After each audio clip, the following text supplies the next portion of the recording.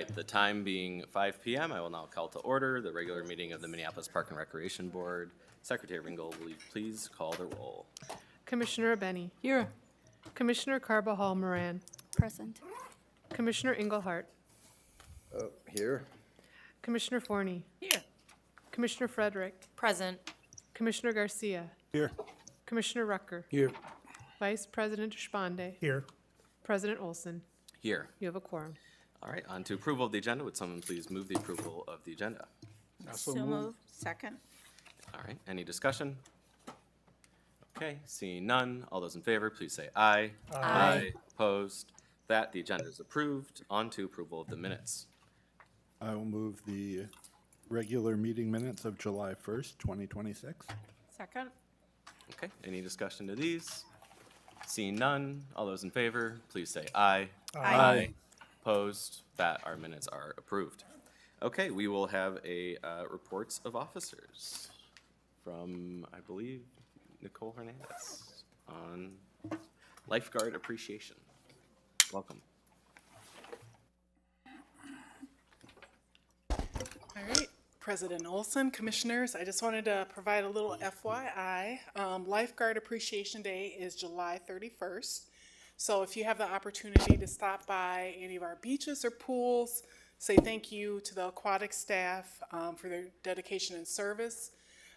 We have on our team about 185 seasonal staff who are working during very challenging times and conditions, help keeping our community safe and ensure thousands of guests can enjoy our pools and beaches. So I just want to say thank you for your continued support for our aquatic staff, and I just wanted to give you a FYI that Lifeguard Appreciation Day is July 31st if you want to stop by any of the pools or beaches. Thank you. Wonderful. Thank you, Nicole. Okay, all good on your end, Al? Great. All right, we are now on to reports of appointees outside boards, commissions, or committees. We will have a presentation, but first, commissioners, any commissioners have any updates? Commissioner Garcia.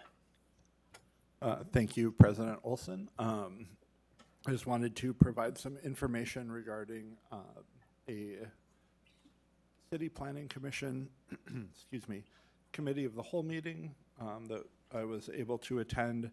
One of the projects that we discussed was 600 Main Street Southeast. It's a property immediately adjacent to Father Hennepin Bluff Park, and I'm sure many others have gotten emails about it, asking questions and things like that. So I just wanted to give a little bit of background and context for what was discussed at the City Planning Commission. The lot is a property that has been owned by a developer for about 25 years. We have repeatedly tried as the park board to purchase the property. We had long hoped to turn it into parkland. It was actually zoned as parkland the last time that I believe with the 2040 plan. It became very apparent over recent years that the developer had no intent to sell regardless. And in fact, when the representatives from the neighborhood brought that up to him at the Committee of the Whole meeting, he kind of laughed it off and said there isn't a sum that could get him to sell that property. His intent is to develop it. So he presented sort of some rough concept plans for a development that would be a 5-story affordable senior housing complex. And there was a lot of back and forth discussion about how that would be developed. It was basically kind of feeling out the Planning Commission's thoughts on the development and things like that. So there weren't specific plans. They talked about some of the possible variances that they would need and some of the rezoning that might need to take place for them to build and things like that. It's still very much in the early stages of planning. They don't have any completed architectural plans or things like that. But given that we've all been hearing a lot about it from constituents, I wanted to give everybody kind of a brief summary of what's going on with that moving forward. We expect that it will come back at some point to Planning Commission, but it's really hard to even say when that will happen, given that it's in the very early stages and they will be doing community engagement around the design and things like that. Yeah. Wonderful. Thank you for the update on that important space. Commissioner Forney. Thank you. Yes, lots of outside meetings. The Mississippi Watershed Management Organization, lots of updates. One that I thought was quite exciting is that the Little Earth community is engaged with MWMO in stormwater improvements. And what I'm very pleased to hear is that they are, MWMO is working with our staff as far as the parks that are adjacent to the, or across the street from that property. Also, the Upper Harbor, MWMO does have a contract to be able to continue to do stormwater protection, what should I say, protections of the land regarding habitat and stormwater, et cetera. And as developers, what should I say, develop their plan, any change in easements is what they were looking for grants, but or permission to be able to continue to do that for at least the next 5 years. But the fact that they have made a commitment to continue to do work there, I think, is really exciting. One that I thought was really fun is the fact that they have so many photos that are actually needed for data purposes, but they don't have a way of organizing it, and to know that there are entities out there to help organize so that you can find patterns in whatever your photos are, et cetera. Anyway, say way over my, what do you call it, pay grade. I thought another fun thing is that there is a buckthorn removal singles club. So, and then I think Commissioner Engelhardt will also weigh in on it. The St. Anthony Falls Heritage Board met, and the fact that there was a wonderful presentation about what's called the cutoff wall at St. Anthony Falls, of which there has been real concern whether or not that it might be imminent to collapse. And so this is the beginning of the studies for them. They have asked for continuing funding for monitoring, understanding potentially what the ownership is there, any response action plans, more data inspection, evaluating the subsurface flow and the movement of sediment. Anyway, first of all, everybody should know it is not imminent, immediate, that there's going to be anything happening there, but it is something that's imperative that we do find out or continue to study, and at least we've set a benchmark as to where it is. Probably the biggest thing where we can be involved is any letter of support to the state, and I'm also encouraging that something to the federal government because, like I say, nobody's taking responsibility for this, of course, but somebody is going to at some point in time. So, see now, anyway, other fun things, the foundation is moving forward. See now, anyway, I won't get into the other things, but I will let Commissioner Engel share his opinions on those things. Thank you. All right, Commissioner Engelhardt. Yes, I'm speaking to the St. Anthony Falls Heritage Board that both Meg and I serve on. The issue, I mean, the study is about the cutoff wall, but also the possibility of overall dam removal, which, you know, generally, I think dam removal is a good thing. That said, here it's really complex. So I just, you know, all of us as commissioners on the park board, all of the public who's paying attention, this is a really big deal. Our water supply is upstream of this cutoff wall. Ours being Minneapolis, so if it goes too low, we can't even withdraw the water that gets treated and we drink and bathe and everything else with. So there's a lot going on. The study that is now public from the University of Minnesota is, I think, 25 pages long. And I encourage everyone to read that and pay attention because this is a really big deal. Like I said, normally I'm someone that is completely for dam removal, but this is kind of a lot of unanswered questions, and no one's really taking responsibility for this cutoff wall and what impacts that could have. But at least we have enough funding to learn a little bit more. So it's a really big deal, and encourage everybody to pay attention and weigh in on your thoughts on this going forward. It's exciting too if it would be feasible to still, be able to have our water supply and other things that would go into it to kind of rewild and remove that dam if it's a real possibility. Also, we got an update on signage at St. Anthony Falls Heritage Board and some new and improved signage that are more accurate of what we've learned along the way since the signs were last up, and we're going to be getting some temporary signs along that trail going up into BF Nelson and Boom Island Park as well, and all along the river. And then we got to spend some time in Omni's building and speaking with folks there. And every time I'm there, we get a lot of appreciation and say what's happening with land back and part of the upper lock there and below where we're going to be responsible for the indigenous-led or Dakota-led stewardship of that land wouldn't be possible without us as the park board. So that's nice to get that recognition, and also we did get recognition verbally, that it was a brave and there was gratitude for the decision we made to decommission the Minnehaha Dog Park. So that was also nice. That happened at the end of that meeting. So thank you. All right, wonderful.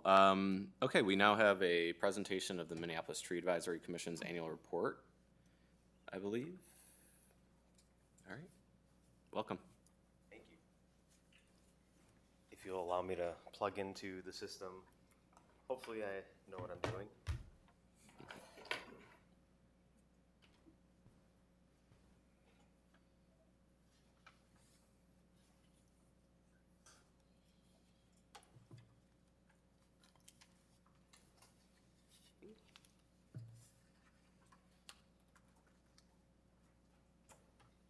Do I have to do something?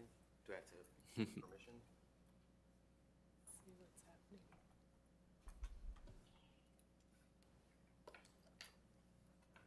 Should be pretty good.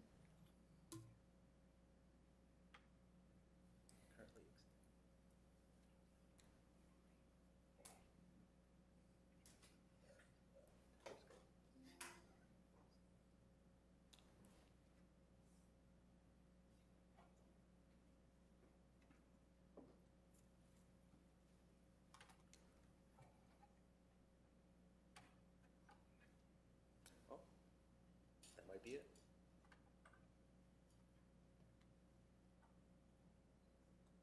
Can you guys see it? No?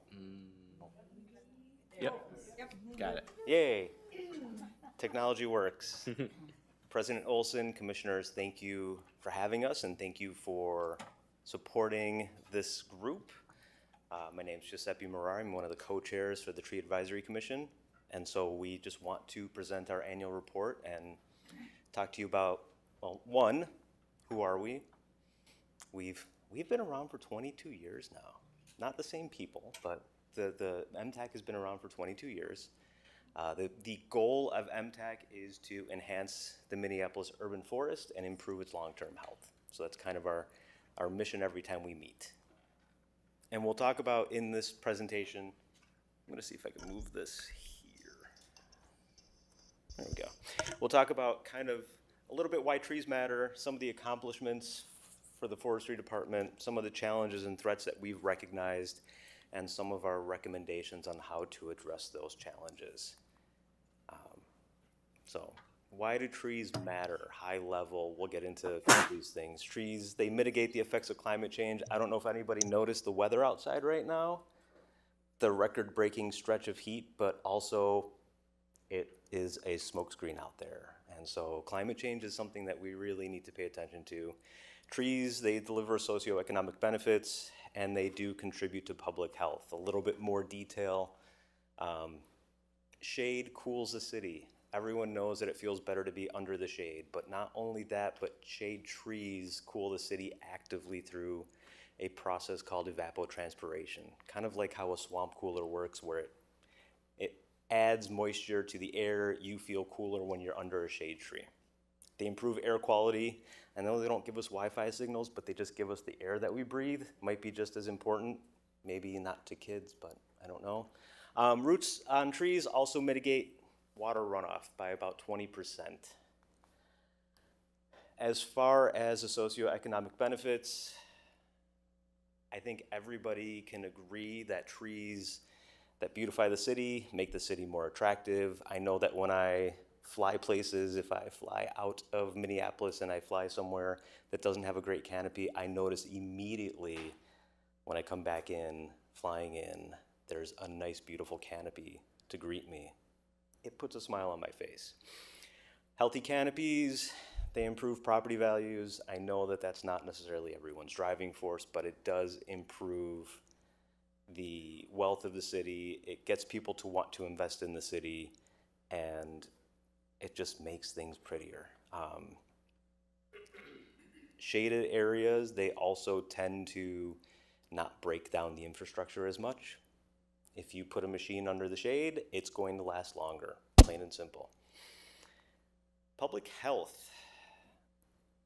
Other than maybe right now when it's smoky, people like being outside. They like being under shade trees. They like being out in our parks. I think we have an amazing asset in the park system, and we need to encourage people to use it. It lowers blood pressure. It makes people feel better. It gets people to be social, and it reduces crime rates.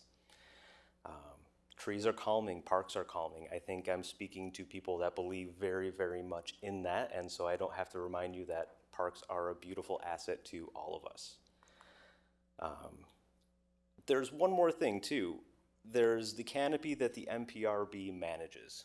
The MPRB manages about 30% of the canopy, and we also want to recognize that 70% of the canopy is managed by our residents. And so one of our missions is to make sure that we are aware of that and that we address the other 70% and make sure that we are advocates for the citizens in improving our urban canopy.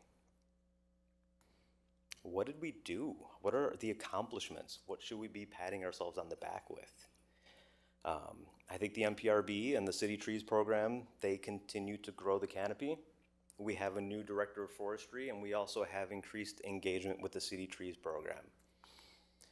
We planted about 8,000 trees, or will be planting about 8,000 trees for this year.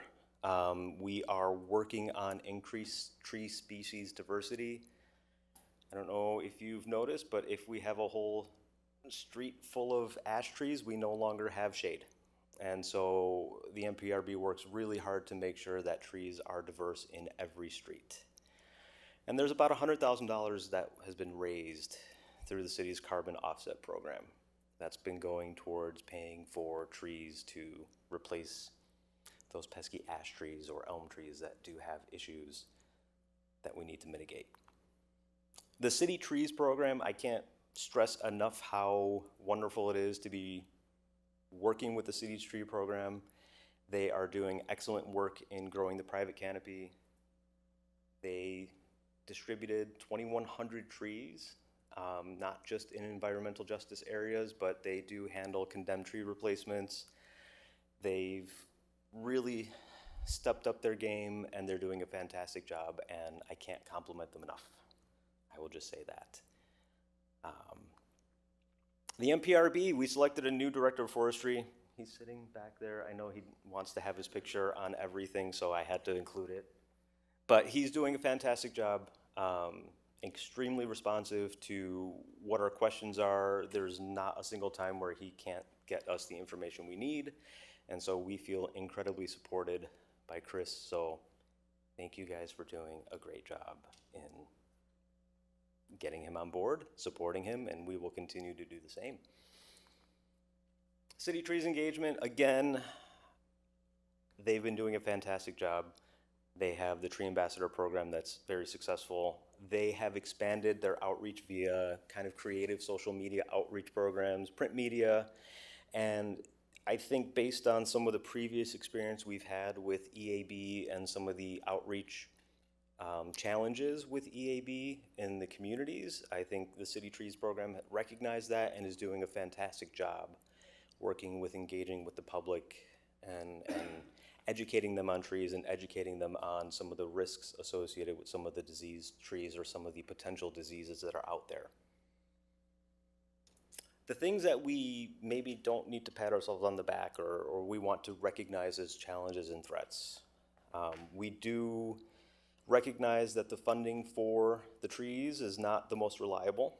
We also recognize that the canopy is under constant threat, and so is the citizens' canopy.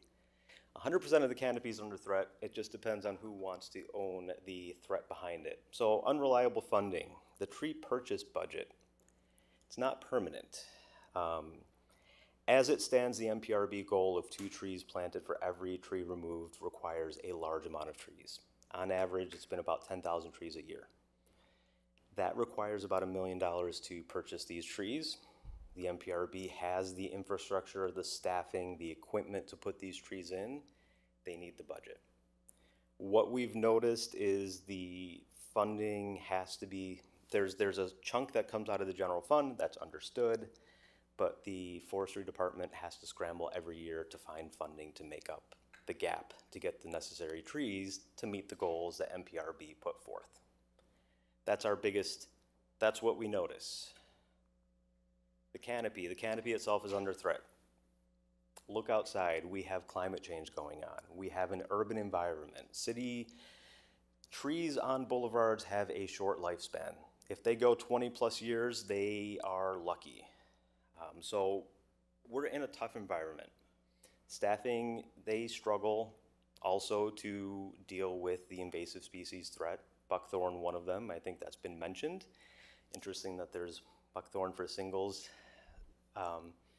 groups, but current staffing is struggling to keep up with invasive species. And again, climate change is a threat, and we love using our parks. We encourage using our parks. Using our parks does present challenges to the parks themselves, and so they require increased maintenance the more you use a park. It's a interesting conundrum. You want people to use the parks, but you also have to maintain them more when they're used. The private urban forest is also challenged, kind of the same thing. They deal with pests, they deal with invasives, and they deal with the same climate change that we see. The difference is residents in certain areas do have challenges in finding funding to remove trees, take care of trees, or even believe that trees are an asset to their property. Quite simply, if they're worried about making ends meet, they're not going to be putting a tree in. And if they notice a tree falling on their neighbor's house, they're not going to want to put a tree in. So there's a challenge in getting education out there and educating residents on the benefits of trees and the benefits of preventive maintenance, and even paying for preventive maintenance or getting the trees in. So those are kind of the big challenges that we see. And of course we have all the answers. Who are we if we're not a place full of answers? We have some recommendations. We want to fund the urban canopy. I think being part of MTAC, that's our shtick. We want to protect the urban canopy with policy, and we also want to expand the urban canopy with private property owners. We believe pretty strongly that the tree purchase budget should be a solidified and permanent line item. We also recommend aligning additional funding to align with the stated policy goals at NPRB. We want to protect and rebuild the natural areas. I think everyone enjoys our natural areas. We want to mitigate the effects of climate change on the urban forest. It's a challenge that we face even right now. We want to make sure the urban forest is maintained as an asset to the city and its residents and its visitors. One of our recommendations is to push to furnish a grant writer for the Division of Environmental Stewardship. I think there's enough room and there's enough work for a grant writer to be able to find funding. Personally, and as a representative of MTAC, it'd be better for the forestry department to worry about trees and not worry about the funding part. So let them focus on making the trees survive, because it will be cheaper in the long run if they keep the trees alive versus replacing them. We also want to see policy protect the urban forest. We want to keep pushing these points. We want to see more collaboration with the agencies that can impact the infrastructure, the tree infrastructure. We believe in infrastructure. We know the Met Council, Hennepin County, the Public Works, and MnDOT have to do work. But we also want to stress the fact that they can do the work and integrate trees, or at least talk to tree experts and make sure that they are considering the loss of shade and offsetting that. And we also quite simply support the Minneapolis tree preservation ordinance that's being worked on right now. And we also want to grow the private urban forest. Keep supporting outside resources for tree removal, tree education, tree replacement. We want to continue to see engagement with rental property owners, public housing sites, and businesses to grow the canopy, to keep making sure that we have, I guess I'm biased, one of the best looking cities to land in when you're flying in from Texas. No offense, Chris. But I prefer the Minneapolis canopy over the Texas canopy. And we can't stress enough, the City Trees program has been fantastic, and we want to see continued engagement with the City Trees program. That's what I have. I don't know if you have any questions. I know I have Chris here that might be able to help answer questions. But again, thank you for your time, and thank you for supporting us. Wonderful. Thank you for the presentation and for all your work on this. I think that's, yeah, holdover. Commissioner Forney. I just want to say thank you to you, to Tim back there, and I see Mary. I don't know if there's anybody else from MTAC here, but thank you for your steadfast work and everything. We need your voice, and really appreciate your support in the presentation. Thanks, Giuseppe. Thank you. Vice President Deshpande. I just want to say thanks for the presentation and for your work. This is really important. My question was if you've ever, like, what you're thinking about invasive species beyond buckthorn, because I see more and more white mulberry, like, almost everywhere, and it seems like it's harder to control, and I don't know if you've looked at that. I'm gonna have to defer to my smarter tree experts. I'm just a figurehead. No, I'm just. Every invasive species is going to have its own control program, and I know that Chris and the team are working on making sure that they mitigate each one differently. Is there anything else that you want to comment on that, or just? No, I mean, I think invasives as a whole, we look at them. Yeah, there's different ways that we're controlling these things, but we've got a good group of folks here at our natural resources folks are helping as well. They're doing a lot of that work. So I would just say invasives are being looked at, and we are working to manage them. I think to your point, one of the things that needs to be mentioned is buckthorn is probably the most famous one, but that doesn't mean it's the most prevalent one or will be the most prevalent one. And not only are there invasive species, there's invasive pests. If we end up with the Asian longhorn beetle, we end up with a big, serious problem. So I think other pests need to be considered as what do we do to prevent them from coming, and planting diverse species and making sure that the canopy itself is not monolithic is another way of preventing disastrous sort of emerald ash borer, Dutch elm disease situations. Anything else? Okay. Great. All right. Well, thank you so much. Thank you. And we are now entering 5:30, so I'll start to read the open time rules and go into that. Thanks to those of you who have come to speak during tonight's open time. The board's open time rules are as follows. I will call on people from the speaker list only. Names are added to the speaker list by calling in before 3 p.m. on the day of the meeting or by adding it in person at the board meeting before 5:30 p.m. Time allotted will not exceed 15 minutes. Waiting on the speaker list, I'll get back on number and time there. But you cannot transfer it or go beyond that. This is an opportunity for you to address the board. We are listening, but we will not respond. That said, please don't hesitate to contact any of the commissioners for dialogue and further discussion. To protect the privacy of individuals, please refrain from commenting on specific personnel issues or pending litigation. Discriminatory or harassing words directed at anyone will not be tolerated, and each speaker is asked to state their name and address.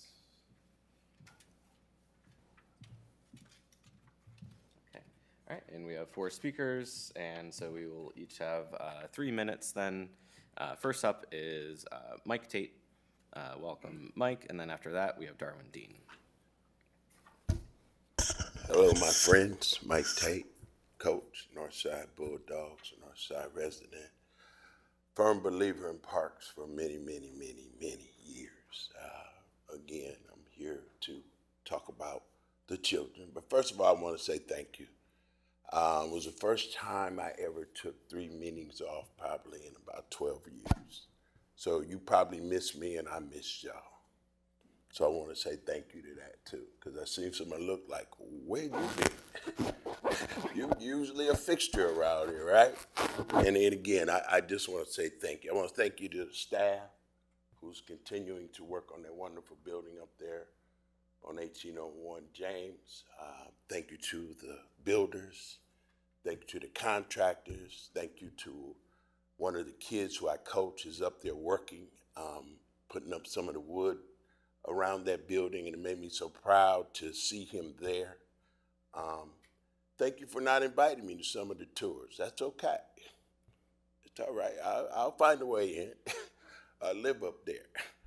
But I'm still talking about the Black Recreation Community Council, right? I can't get away from that. It's part of my goal before I retire to create something for all kids, but call it a Black Recreational Community Council. It's needed for all children, but especially my Black babies. We get a chance to talk about other people in this system, and we need to talk about them on a personal level, about recreation, about jobs, and all the other things that this wonderful organization has done. I don't know if you've seen the article about the Tate family. It was on the front page in the Star Tribune this past Sunday. Well, that's my family. My grandfather, my great-grandfather was an enslaved person who brought his family to Fergus Falls. And it's part of my history to keep fighting. So I'm built for this. And I would love for y'all to get built for it too. And again, please understand, we're not going to move forward anything in recreation unless you guys create policy around it. I've been here long enough to know directives don't work. I'll see another PowerPoint next month, and I've seen many of them. But I've never seen a policy connected to that directive. And again, thank you so much for your work. Continue the work, and we all can do better together. Thank you so much. Thank you, Coach Tate. Darwin Dean, and then Jonathan Carlson. Good evening, President Olson, Vice President Despande, Superintendent Bangora, Council, Commissioners as a whole. Thank you for allowing us to put the signage up at Hiawatha Golf Course, acknowledging it on the historic register. All of you should have received an email today indicating that we invite you July 25th, 2 o'clock, to come out and follow us doing the presentation of the signage. It's a beautiful sign, something that we will be proud of for many, many years to come. So thank you for allowing us to do that, and we hope that you will show up July 25th at 2 o'clock to say a word or two, take a picture, or just say hello to the community in which many of you live. Next on the agenda is trees. Trees are very important to our environment, aren't they? Since they're important to our environment, what's going to happen to 77 acres of tree removal at Hiawatha Golf Course? 77 acres underwater means no trees. That is a travesty within itself. We just heard about global warming, and this isn't the first meeting that we've had a presentation about the importance of trees, about green space, about how important it is to have space for the community to come and sit back under a shade tree, to see the beauty of the landscape versus the carnage and the destruction that is to follow with the Links Plan. Now, the community knows that the Links Plan really isn't final. Nothing's final in this world until it's done. This isn't done. Many of you are wondering, well, if it's a done deal, how can we change it? You can change it the same way it was changed previously. Don't forget the Links Plan was voted down 3 times prior to its approval. You need only seek counsel with Council Rice, and he will instruct you as to how we can defund the Links Plan and move on to a landscape that the community has said it wants for many, many years now. Over 5 years, we've been saying the same thing. So again, I invite you out Saturday, July 25th, to come and see the beautiful landscape. Thank you for your time and patience. Have a wonderful day. Stay in the shade.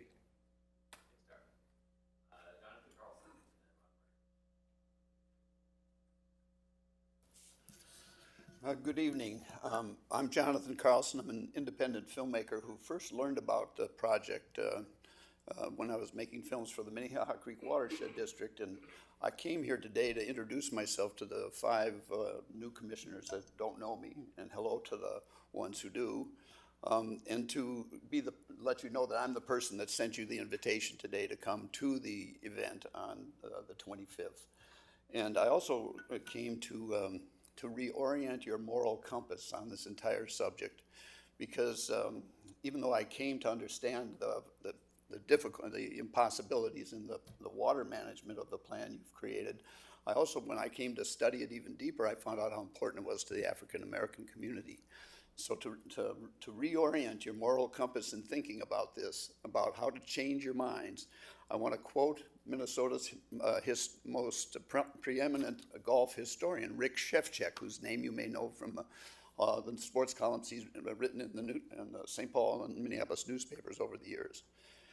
I'm going to excerpt this, and I'll leave it for your inclusion in the minutes today. When the Minneapolis Park Board decided to embrace golf in 1916, it was with full enthusiasm. Though the Park Board's courses suffered hard economic times through the Depression and World War II, the board never wavered in its support of public golf. Unfortunately, the same cannot be said for the board's support of equal access to its courses. Private men's clubs flourished at Minneapolis's public courses, but those clubs refused to allow black golfers to join. It wasn't until 1952, under pressure from members of the Twin Cities Golf Association, an all-black group, that the Park Board ordered men's clubs at its courses sign an agreement to ban segregation or not be permitted a permit to continue. Only Hiawatha Club was granted an immediate permit, as it had already signed a document banning discrimination. Little wonder then that Hiawatha became the hub of black golf in Minneapolis, a place where blacks felt more welcome to enjoy the game, the outdoors, and the company of fellow golfers. Given this history, the symbolism of reducing Hiawatha to a 9-hole course, a designation limited to so-called executive, par 3, rural, and learning courses, is unfortunate at best. And though motivations for this proposal are no doubt honorable and well-intentioned, the negative impact on Hiawatha's historically diverse constituency cannot be minimized. In this country, we justifiably rename public spaces and buildings when history dictates. We justifiably remove monuments to individuals whose actions in retrospect prove them unworthy. What we don't do and should never do is desecrate or eviscerate public institutions that have been beneficial to underserved communities and a center of positive activity for a wide variety of individuals. Doing so in this case will create an unnecessary wound that may take generations to heal, if it ever does. Rick Shevchuk. Thank you very much.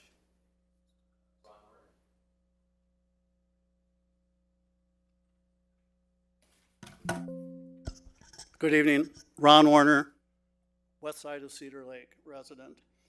How much is private lakeshore worth in Minneapolis? In 1886, Frederick Law Olmsted, curator of New York Central Park, warned the first board of Minneapolis Park Commissioners that commissioners must defend parks against private encroachments and monopolizations of parks by the wealthy. And look what happened. The only private lakeshore that exists in Minneapolis is at the southeast quarter of Cedar Lake Regional Park. There's supposed to be no private lakeshore in Minneapolis, but the Cedar Lake residents have had exclusive uses of parkland for 87 years under the umbrella of temporary encroachment permits issued in 1938. I want to reference a Star Trib article, Sunday, June 22nd, 2025. The headline, "Pricier by the lake and sales are brisk. Despite high mortgage rates, lakeshore property is selling fast and at a premium. Waterfront properties are fetching a minimum of $200,000 premium.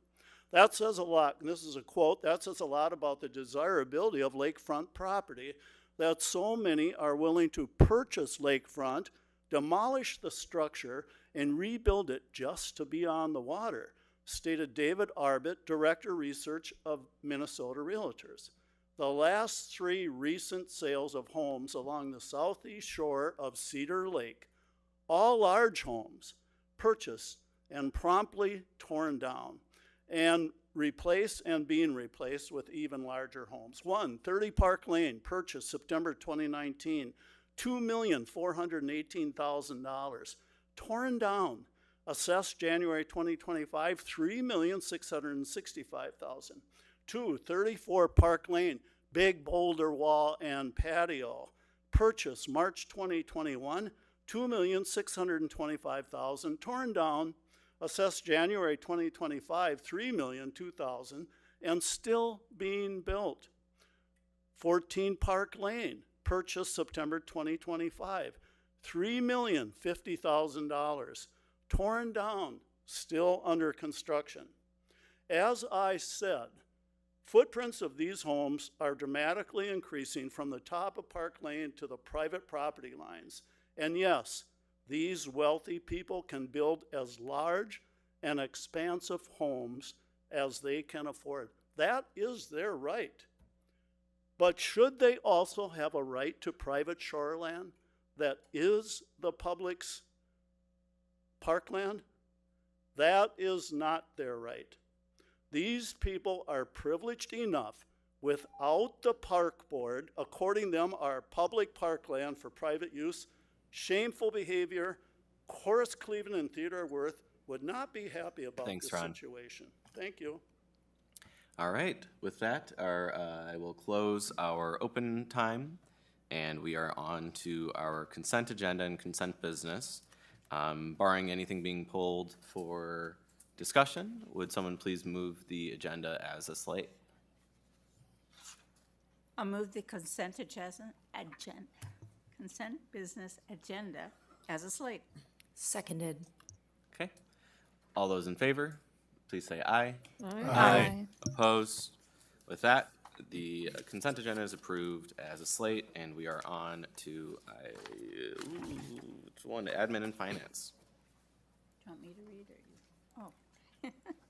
On behalf of the Administration and Finance Committee, I'd like to move Resolution 2026-118, a resolution requesting the Board of Estimate and Taxation set the maximum property tax levy for the 2027 budget at an estimated amount of 100,000, no, 100 million, 518,000?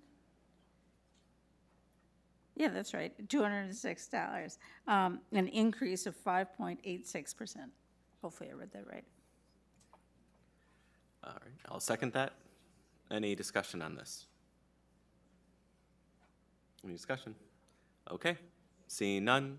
All those in favor of approving Resolution 2026-118, please say aye. Aye. Opposed? With that, it is approved. I will move Resolution 2026-122, resolution approving the change order number 1 in the amount of $19,657.74 with J.L. Thies Incorporated, contract number COM 0009960 for the Glengale Park Improvement Project for a contract total of $321,080.74, and amending the 2023 capital improvement program to transfer $60,000 to the Glengale Park Improvement Project from the Cottage Park Improvement Project. Okay. I'll second that one as well. Any discussion? Okay. Seeing none, all those in favor of approving Resolution 2026-122, please say aye. Aye. Opposed? Okay, fantastic. With that, the resolution is approved. We are now on to unfinished business. I'll move Resolution 2026-129, a resolution receiving and filing as a permanent record with the Secretary of the Board the annual comprehensive financial report of the Minneapolis Park and Recreation Board for the year ended December 31, 2025. Do I have a second? Okay, fantastic. Okay, Director Wiseman, I will turn it to you. Thank you, President Olson and Commissioners. Before you, you have a printed copy of the annual comprehensive financial report. It is also available to the public on the Park Board website. This evening, I have Karen Stacken, the Audit Director for the Office of the State Auditor's Office, who will present the results of the audit. Thank you.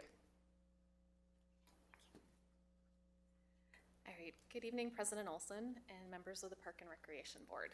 My name is Karen Stacken. I'm with the Minnesota Office of the State Auditor, and I'm here to present the results. You might want to step a little closer. Thank you. I'm here to present the results of the 2025 audit. First, I want to thank management and staff of the Park Board for their cooperation and assistance during the audit. We audited the Park and Recreation Board for the year ended December 31st, 2025. We issued our opinion on the Park Board's financial statements. We issued a management and compliance report as well. We performed our audit in accordance with auditing standards generally accepted in the United States of America, government auditing standards, and uniform guidance. The uniform guidance is the federal requirements that are related to the federal award programs. Our opinion on the financial statements was dated June 24th, 2026, and that opinion is included in the Park Board's annual financial report, so the report that Julie just presented to you. The opinion was unmodified, which means it's a clean opinion. That's the best one that can be issued.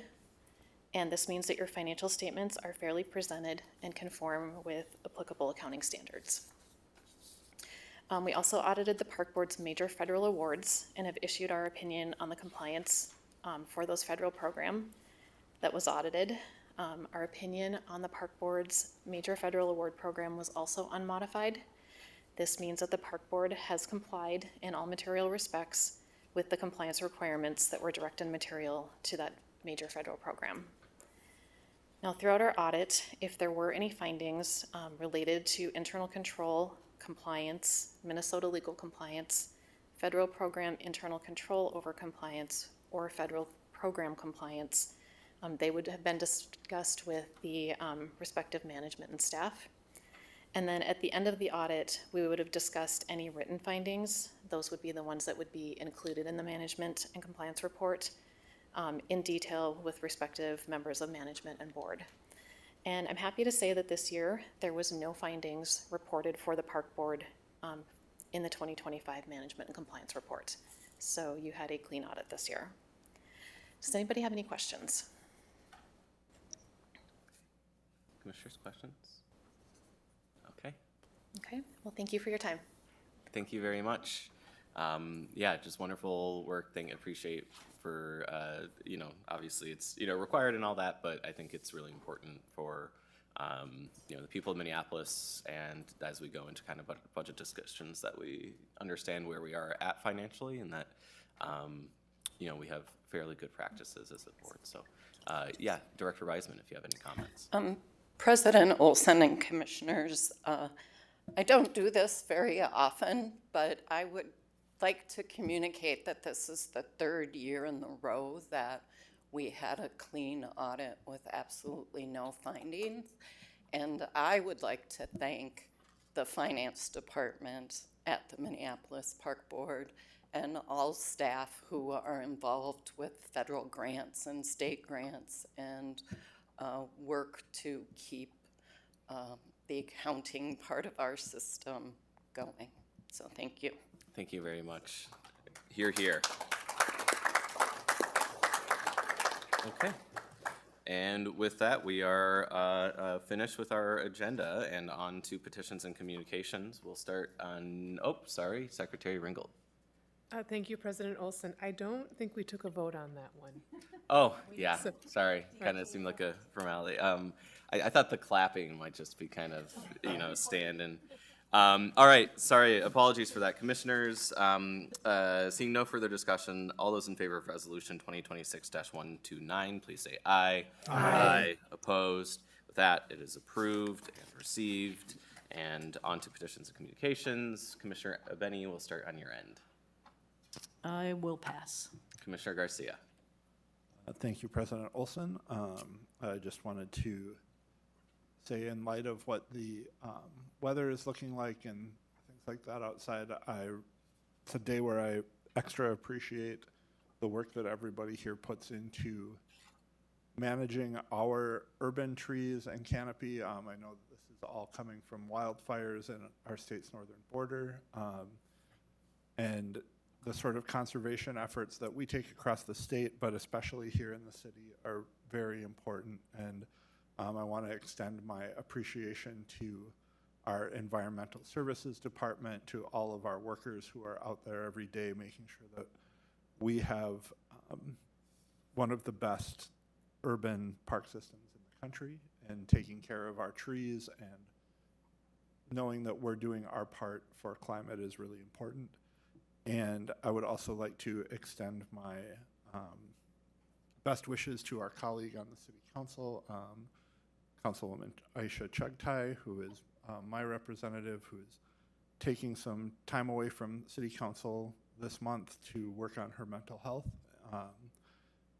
We talk a lot about what a stressful, difficult year this has been for all of us, and I think that it's good for us to recognize the impacts of that on all of us here doing this job, all of us outside of this doing our day job, our staff, our frontline workers, and everybody that has been dealing with the impacts of our federal government and everything else that has gone on this year. So I just encourage everybody to make sure you're taking time to check in with yourself, take care of your mental health, and if there are any difficulties that you're experiencing, make sure that you are availing yourself to the services that the park board provides. Thank you. Fantastic. Commissioner Forney. Well, this is one of the rare times that we have 3 whole weeks before our next board meeting.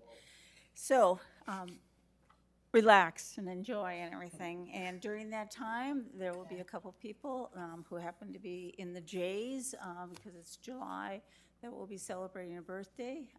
Deputy Superintendent Ringel, happy birthday coming next week. And for Commissioner Jason Garcia, happy birthday also this week. Anyway. Thank you, Commissioner Forney.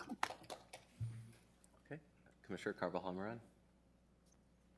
Yes, so I just want to extend my gratitude. I had the opportunity to do a ride-along this week with the Park Police Department with Officer Rolstad. Am I pronouncing that correctly? Okay, perfect. And so for that ride along, I had the opportunity to see what our park police and just like the different encounters that our system face in our park police. And so I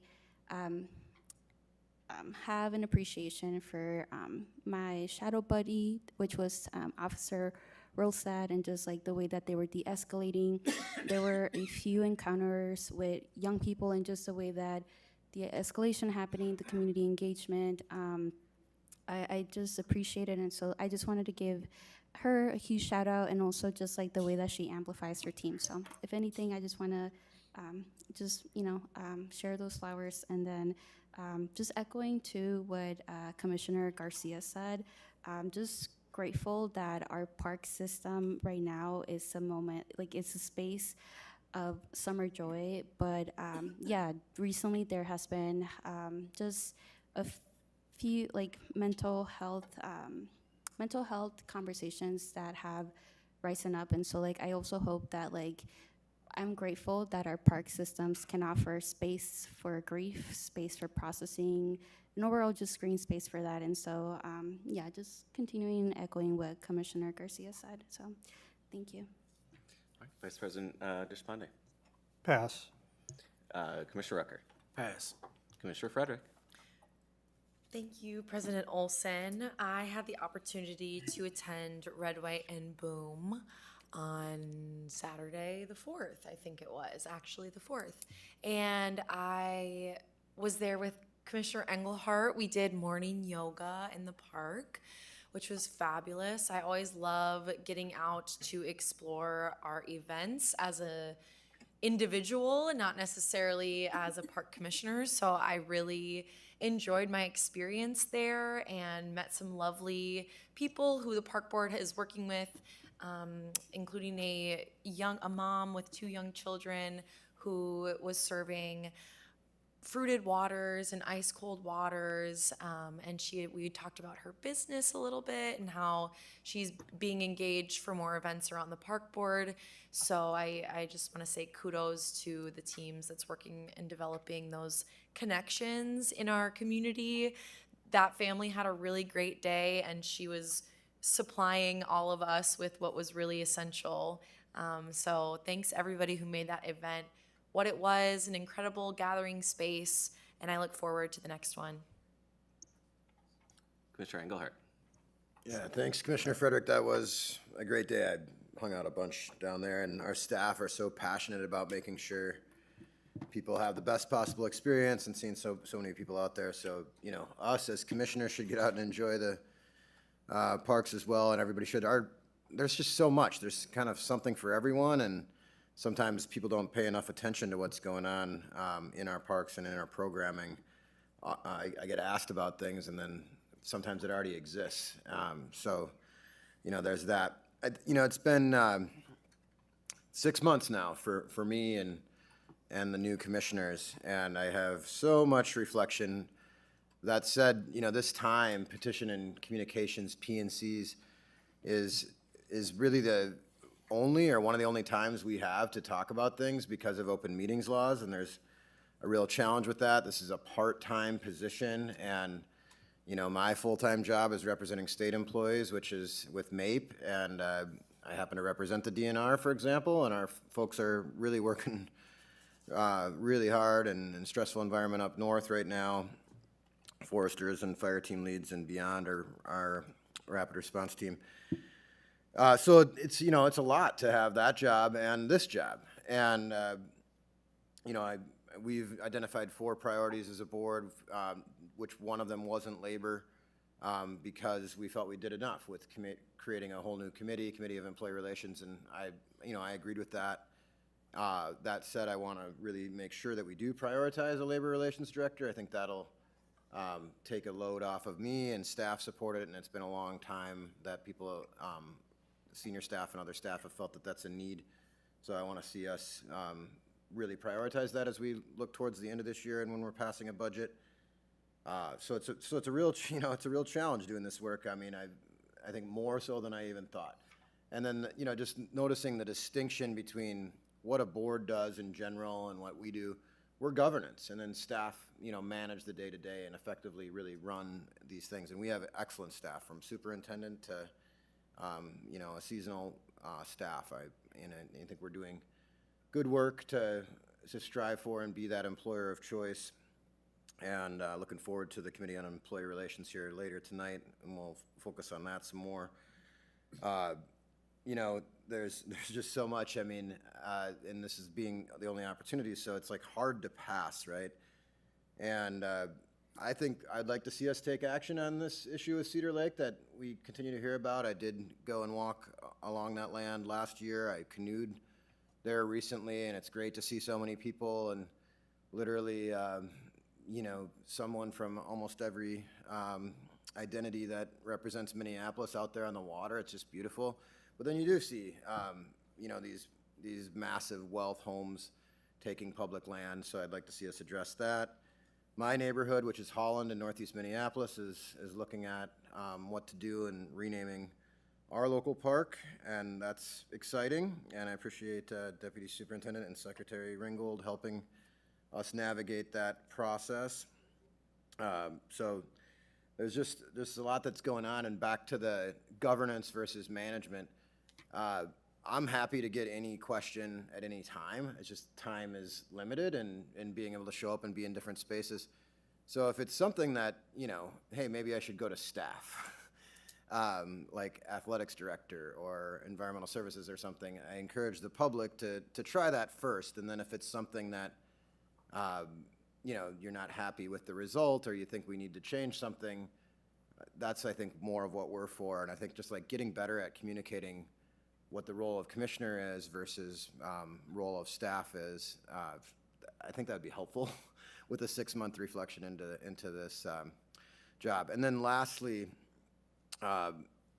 last week, Tuesday, we had presumably, you know, based off Community Observer and our rapid response groups and, you know, Park Police looking into the situation, there was some plate switching from federal agents in the Powderhorn Park lot, and there was really good work, you know, done by Park Police management looking into what happened, and I was able to connect with our community rapid response groups that had that information and verify and look into what really happened.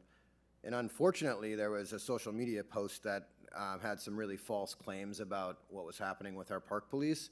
And I think that's, you know, we call it rapid response for a reason. It's not rapid react. So I encourage the members of the public to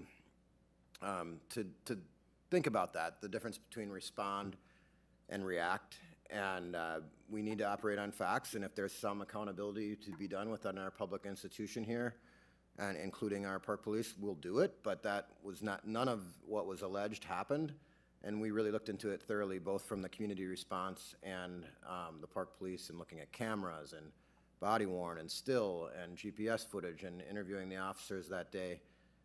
All that to say, ICE is still here, and we have a resolution, and it's being upheld, and we need our community out there more than ever. And to all that have been lost and traumatized, let's just keep going and do the best we can in this challenging time. Thank you.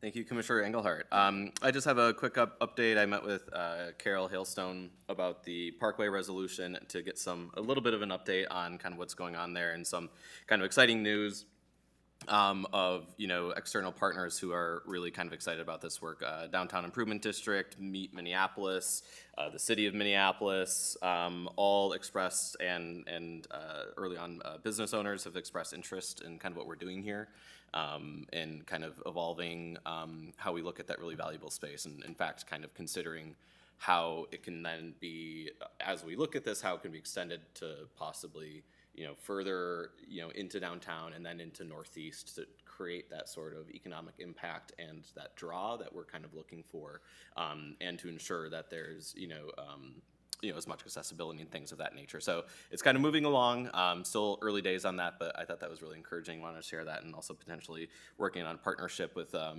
you know, the U of M around economic analysis. They actually have a specific team that does this sort of thing. So, you know, I think there's a lot of really exciting stuff there, and a lot of partners are, you know, kind of looking to us in this innovation that we're pursuing in a really positive light. So I wanted to share that. All right, with that, I will now adjourn the full board of the Minneapolis Park and Recreation Board. At 6:05, I will call to order the Operations and Environment Committee. Will the secretary please call the roll? Commissioner Abeni. Here. Commissioner Forney. Here. Commissioner Rucker. Here. Vice Chair Garcia. Here. Chair Deshpande. Here. You have a quorum. Thank you. Will someone please move the agenda? So move. Any discussion on the agenda? All those in favor, please signify by saying aye. Aye. Opposed? That motion carries.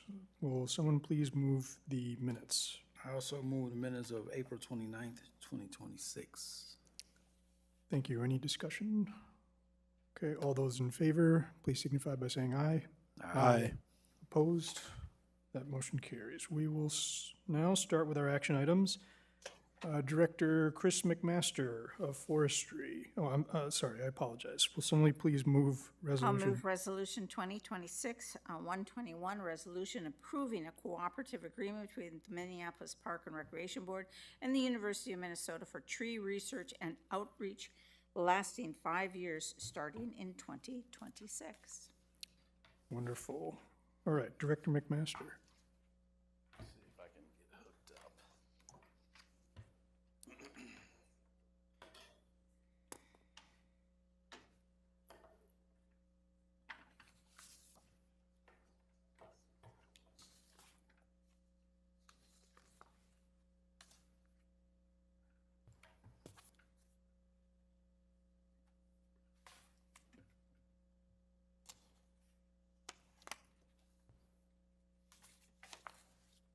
Is that gonna work?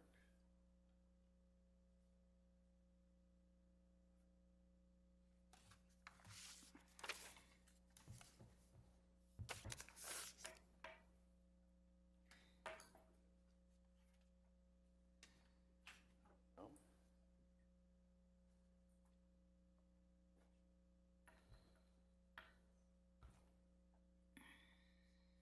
All right, you're there. I don't know.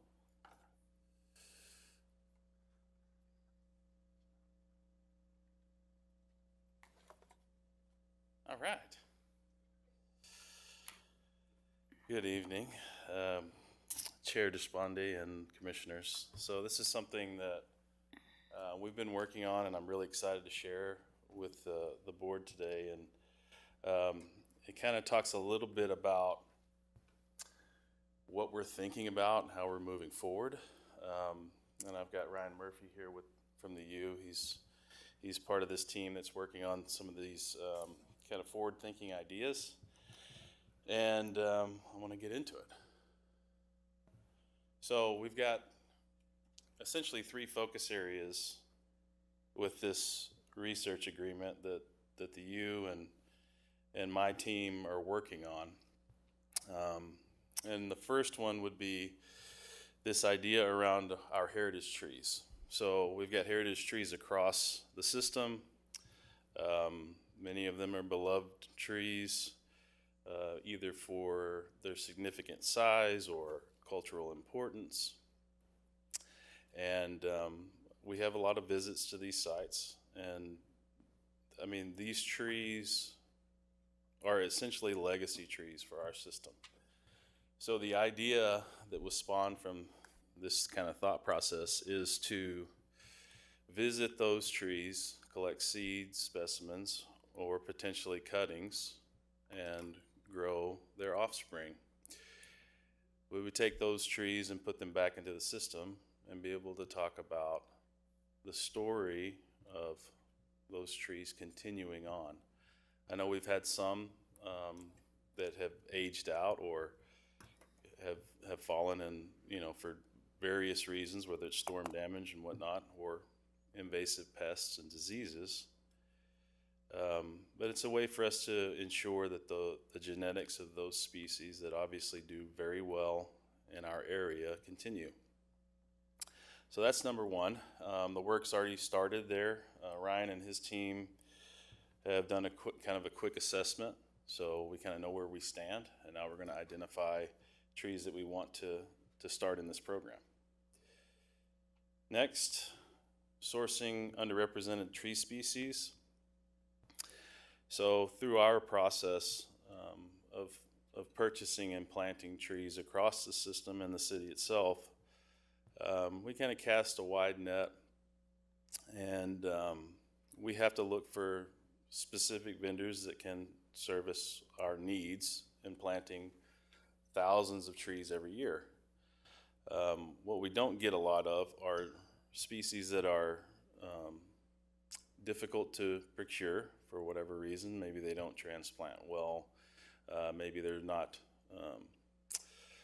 really commercially demanded, but that doesn't mean that they're any less important to our ecosystems.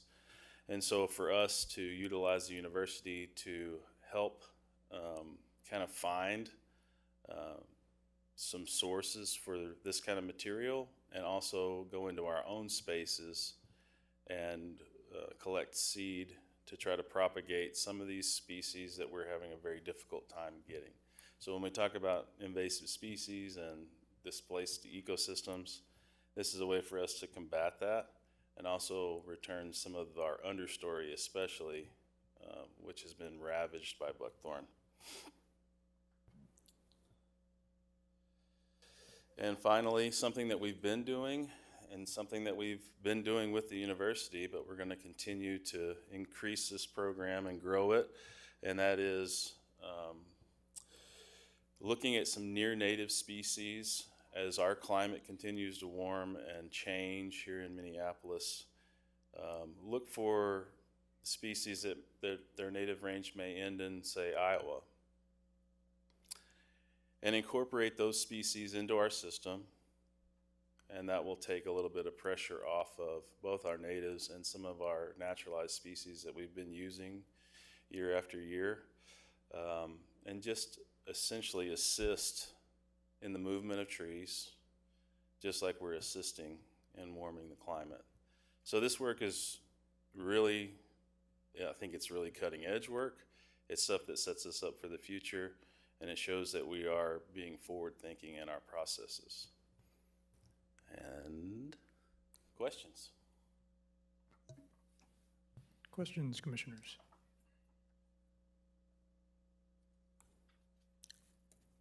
I have a few.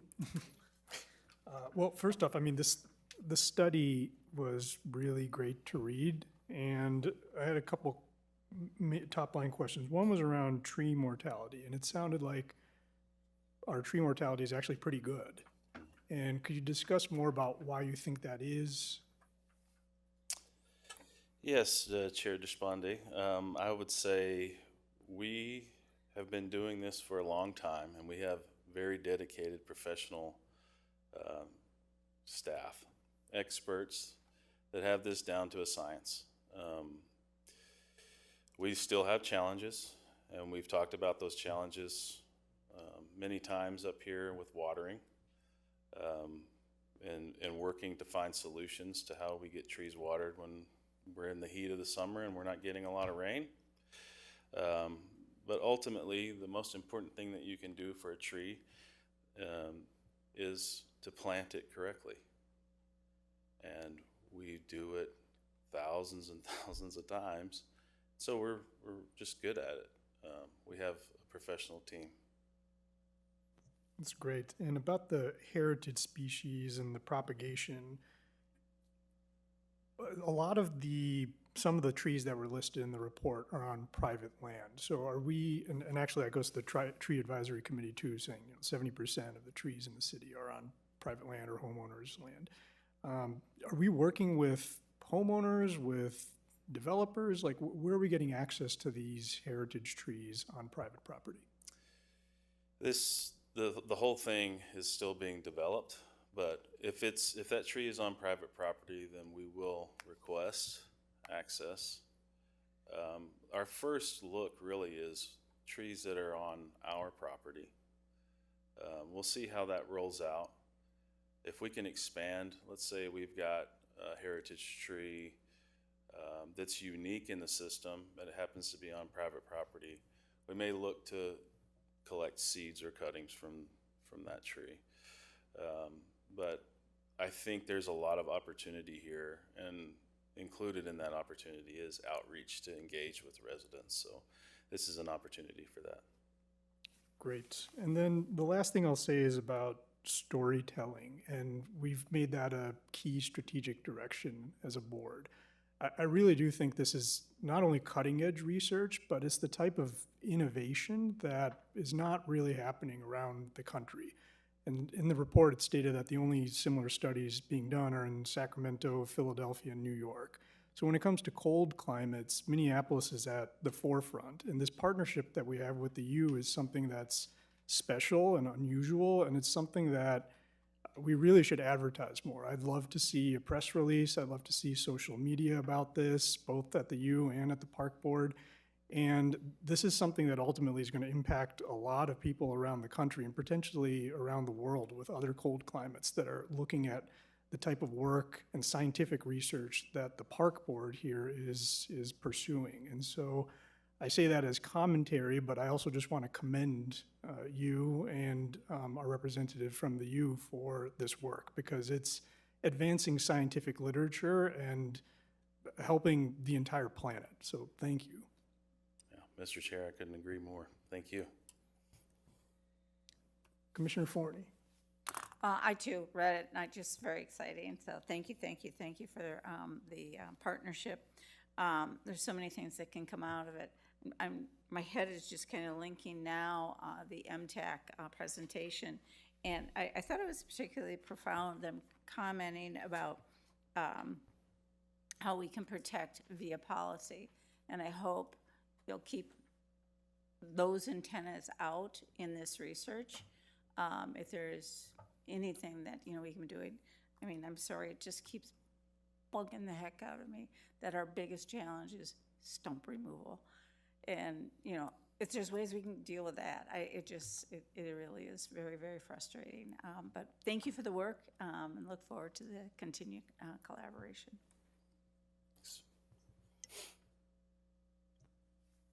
Any other discussion? No? Okay. Well, all those in favor, please signify by saying aye. Aye. Opposed? Oh, also aye for me. All right. Next up, we have, actually, could somebody move this item? I will move the Youth Employment and Training Initiative study item. Thank you. We have Assistant Superintendent Jeremy Barrick and Environmental Education Manager Marilyn Pulsher and, Crystal Brinkman for the Youth Employment and Training. Good evening, Chair Deshpande, Vice President Deshpande, and Commissioners. I won't be long. I just wanted to get up here to continue the environmental stewardship show of the evening and introduce the team here. And Director Pilger, the Director of Environmental Management, is here. About 4 years ago, I think it was, the superintendent moved youth employment to the Environmental Stewardship Division. And we have Environmental Education Manager Marilyn Pulsher and Youth Employment and Training Supervisor Crystal Brinkman have done an incredible job in those 4 years. This is something I think we should all be very proud of, and the effort and the intention and care that they've put into this is just remarkable. So I will turn it over to them and fall back to moral support. Thank you. Hello, Commissioners. It's good to see you tonight, and we are one of your strategic directions, so the timing is really great, and we're really here just to share more, because 6 months, as you've learned, as Commissioner Engelhardt said, there's so much to know and so much to learn, and we do so much, and we haven't got to brag about our stuff yet, so we're happy to be here and talk about youth employment. And I don't just, you know how to click. These are still blue screens for these guys, but thanks, Jennifer. So youth employment, we have to give kudos to the people who actually decided this was a good idea way back in the 80s and probably even sooner. But Teen Teamworks itself has been around for 40 years. You saw a great video a month or two ago that was an overview of that system and how it really grew. And I think what you can really see over the years is really how Teen Teamworks has been just a stalwart. It's been steady. We have served and hired and trained literally thousands and thousands of teenagers. And actually, hundreds of them ended up working for the Minneapolis Park Board full-time. And so that's something as part of the 40th anniversary that we're interested in pursuing, is finding those people back and interviewing and tracking down and saying, how did Teen Teamworks impact your life? But as you look at some of these old photos too, that little park you're seeing there is the 28th Street Tot Lot. That's really a vintage photo. That is now Chickadee Park. But Teen Teamworks has been involved in the care of our neighborhood parks literally for forever. We've always been very flexible about what it is that we can be involved in. The funding has shifted over the years from donations, like from Toro and Hennepin County. We've had ongoing funding from DEED that we have to apply for. Earlier on, that we had state appropriations that came really regularly, and then it went to a grant-based system. And more recently, we had a $1.2 million appropriation, which was great, and we've just really grown the program as a result of that, and Crystal's going to share more details about it, but that's just been tremendous. That was like an extra $400,000 a year, which let us really serve a lot more kids. And so again, when Teen Teamwork started, it was really part of operations, and then it moved into recreation, and then with Al, it moved over into environmental stewardship, and he's like, you know what, we got to do something more with that. And so at that point in time, we came up with this pyramid, and I think for some of the new commissioners, you probably haven't seen this yet, but this is really our long-term goal, is to provide stepped experiences for youth as they can move through the park system. So starting out at 14 and 15 with your job with us, we want to move you through so eventually you can have a full-time career with us. And it won't be all of them, because we start with a lot of kids. You can't all work here full-time. But that is really the direction that we're going, and it's been great to have the support of commissioners keeping an eye out for us, and we appreciate being part of the strategic direction. And I'm going to let Crystal give you the overview of just each of these individual programs. Hi, thanks for having us. So Teen Teamworks, as Marilyn said, started in 1986. It's a very foundational program. Started with park care crews, so hiring young people to come and learn while they help maintain and improve our parks. And we're really still doing that same work today. It really works, it's developmentally appropriate, and it's a lot of fun, a lot of times. But this is a program for really, like, we're focusing on 14 to 18-year-olds. This is currently, we have 16 park care crews at 10 different neighborhood parks, so 5 in North and 5 in South. Crews are typically like 5 to 9 youth per crew, led by adult youth crew supervisors. Right now we have a North and a South Side bike crew, so they are getting around by bikes. Part of the park care crews, we have 2 power crews, so young people that are 16 and over are allowed to use powered equipment. And so we have power crews, one on the north side, one on the south side for 16 and over. And so they're like leaf blowing, thank you, hand mowing, weed whipping, getting a lot done. Typically those young people are recommended into the power crew from previous Teen Teamworks experiences. So again, that like stepped kind of experience. And they work alongside of our park care crews. Teen Teamworks has done a lot. I mean, there's been a lot of different roles that teenagers have played in Teen Teamworks, and it's really a beautiful, flexible program in that way. We have individuals working at recreation centers being mentored by recreation staff. We currently have a garden crew, which is at South High School. It's a partnership with Minneapolis Public Schools. Teenagers embedded with pop-up parks. We have an outdoor ambassador crew at Curry Park currently. And those function really well and gives a variety of positions available to teenagers. In 2024, we launched the Minneapolis Park Corps program with that legislative appropriation. So this is aimed at young adults 18 to 24. So this is like more like an internship style or apprenticeship style opportunities, typically 3 to 6 months. In 2025, we had 56 young adults work with us in various departments, both internally, horticulture, natural resources, neighborhood summer camps. Trades was a big one, so we embedded some young people with the carpenters, with the paint shop, with the equipment shop, maintaining mechanical things, lawnmowers to giant forestry trucks. And that is going really well. We also worked with some external partners, including PUC's Brian Coyle Center, the Bakken Museum, and Community Ed. This is just an overview, like a really broad 2025. According to our calculations, we put, $855,000 in the pockets of young people. Minneapolis at the average of $4,400. So, and this is like a couple demographics, gender and race. Can I just pop in with? Yeah. One thing for the 800,000, just so you know, about 5 years ago, too, the board made a big decision to actually embed funding for youth wages in our budget. That was new. Previous to that, youth employment had always been reliant on grants and kind of random, or it came from deed, and so you'd have to kind of wait every 2 years. Oh, do we get the money? Do we get 200,000? Do we get 400,000? So that was a really, really like transformative thing for the board to make that decision and just bed youth employment in the base budget so that we always have funding for youth. And then the additional dollars that you see here again came from the state appropriation. But I just want you to know that it was 2 sets of funding that made that possible. And we are tracking those 2 sets of funding as we go.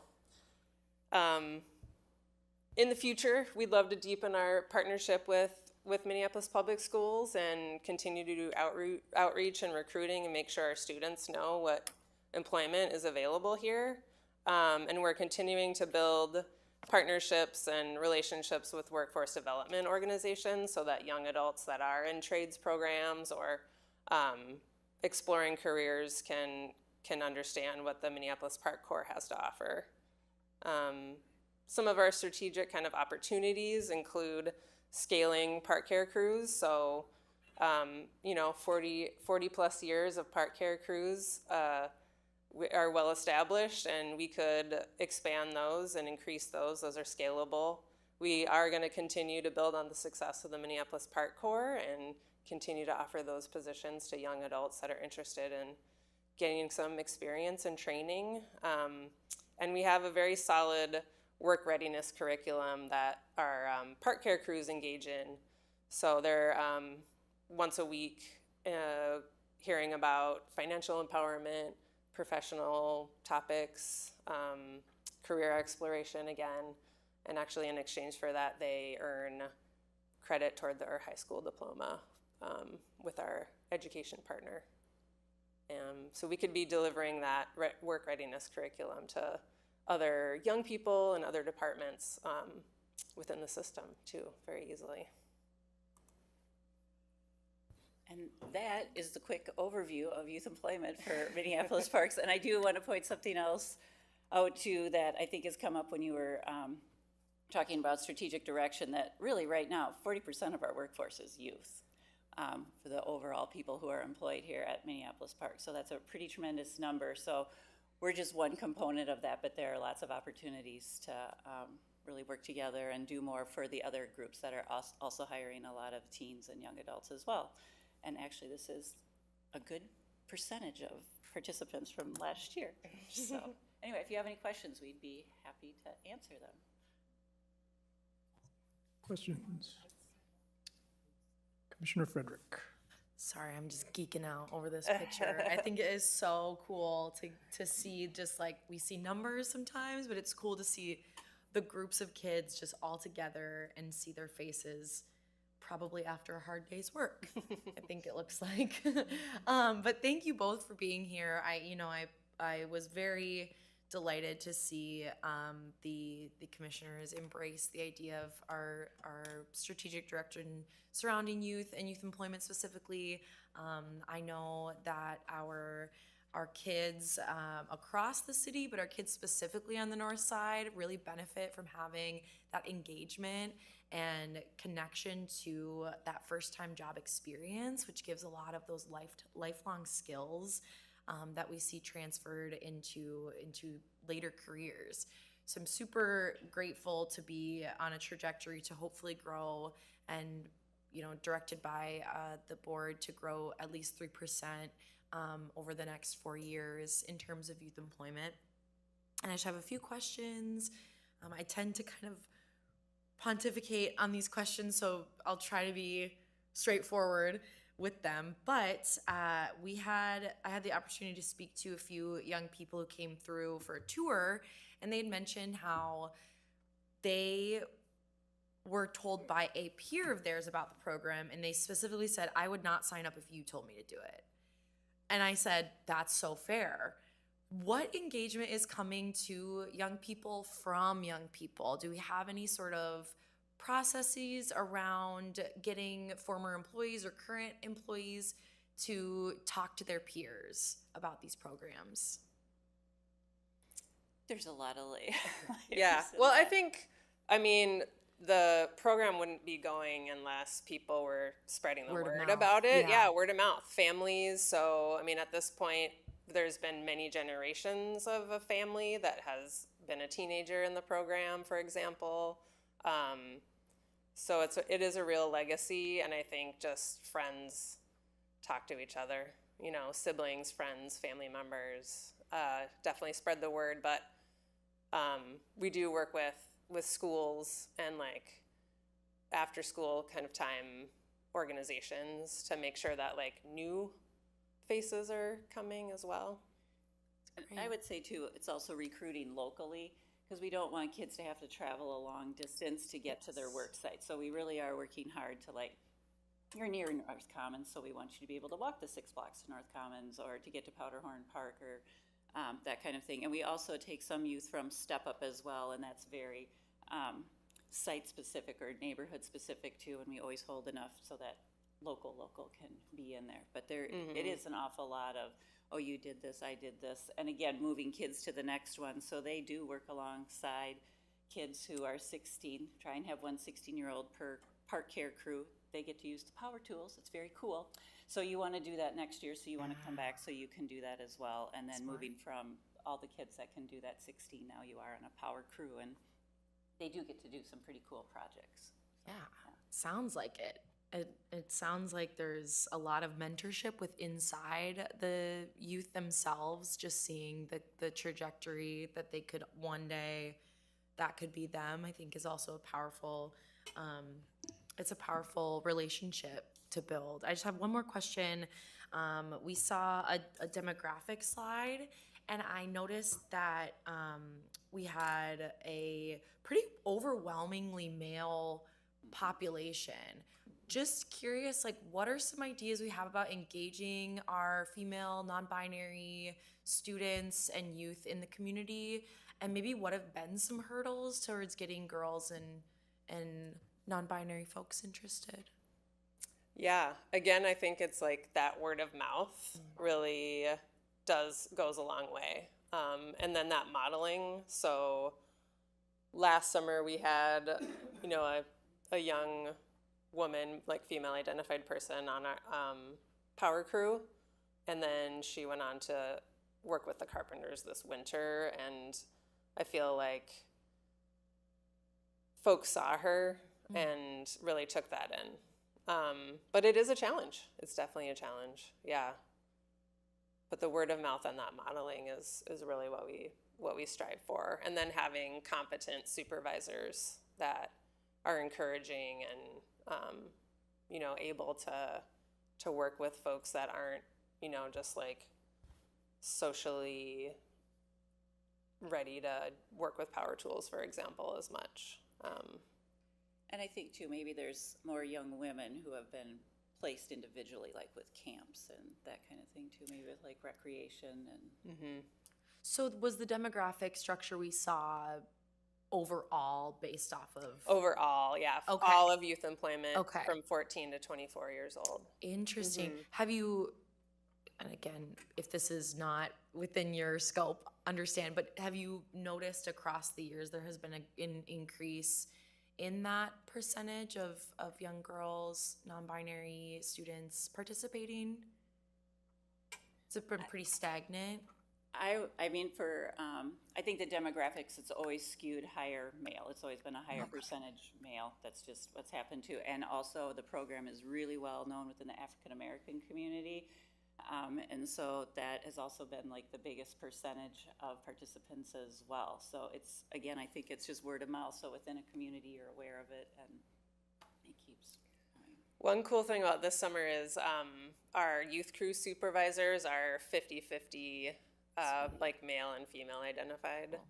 So I think it's things like that that'll kind of move that forward. Yeah, thank you. I just appreciate the ability to kind of break some of this stuff down and understand.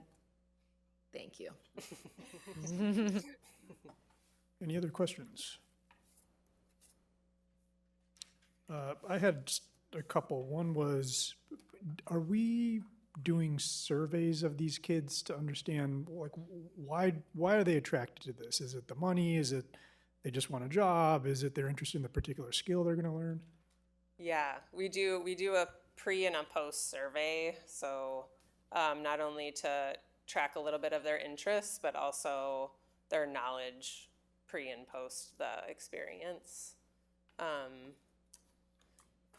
But I think one thing we make very clear before their first day of work is that they're going to be outside. We say the word outside about 15 times to them to really make sure, because sometimes, when I'm going to work at the park, which to them, they're like a youth at a park, that's recreation, and that's inside.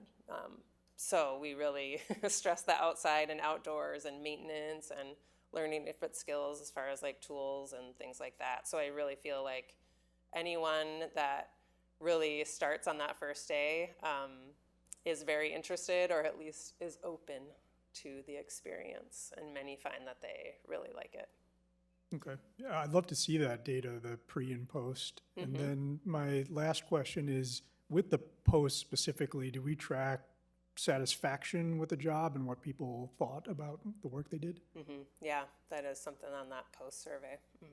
Okay. Yeah, so there's both room for comments and then like a couple rating scales. Great. Yeah, I'd love to see that. Okay. Well, with that, if there's no further questions, we will adjourn the Operations and Environment Committee at 6:37. Okay, at 6:36, I call to order the Employee Relations Committee. Secretary Ringgold, can you please call the roll? Vice President Deshpande. Here. Commissioner Frederick. Here. Commissioner Garcia. Here. Vice Chair Rucker. Here. Chair Engelhardt. Here. You have a quorum. Thank you. Could I have a motion to approve the agenda? I move to approve the agenda. Thank you. All in favor, say aye. Aye. Aye. Any opposed? All right, we have an approval of the agenda. Can someone move the approval of minutes from May 20, 2026? I will move the minutes from the Employee Relations Committee for May 20th, 2026. Thank you. All in favor? Aye. Any opposed? All right, and the minutes are approved, and we have a study report item from the Park Police Department overview for us as the Committee on Employee Relations. Thank you, Chief Ahato. Good evening, Chair Engelhardt and Commissioners. Thank you for the invitation to speak at the committee tonight. My name is Jason Ahato. I serve the Minneapolis Park and Recreation Board as the Park Police Chief. And I'm here today to talk a little bit about, I think, how staffing levels fuel service levels for the Park Police Department. And then the bulk of this presentation will be around performance management. At the end of the presentation, I'm happy to take any questions. I'm also joined in the room today by Sergeant Adam Swerzik. Sergeant Swerzik, if you could just wave. Sergeant Swerzik represents the park police officers on the Police Officers Federation of Minneapolis. I invited him to attend this presentation today, and you might also have some questions for him after I'm done. So this is a slide that I shared with all of you during Commissioner onboarding. It's a description of the Park Police Force. I just want to highlight that we've got an authorized budgeted strength of 35 police officers. All of our positions are filled currently with the exception of one police officer vacancy that we're currently recruiting for. The breakdown of our police force is listed on this slide. That 35, though, notably includes me, our lieutenants who essentially manage different work groups, and then the patrol sergeants who provide first-line supervision, and then our 2 sergeant detectives that investigate cases and crimes that occur across the park system. We also have a work group of park patrol agents. Park patrol agents are not licensed peace officers, but they do wear a uniform.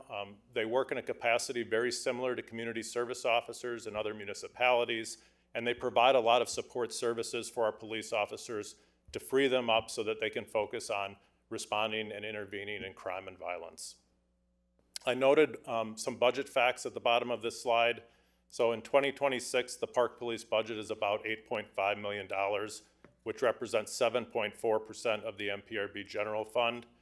In contrast, the Minneapolis Police Department's budget is $225 million and climbing, and that represents about 11% of the city's total budget.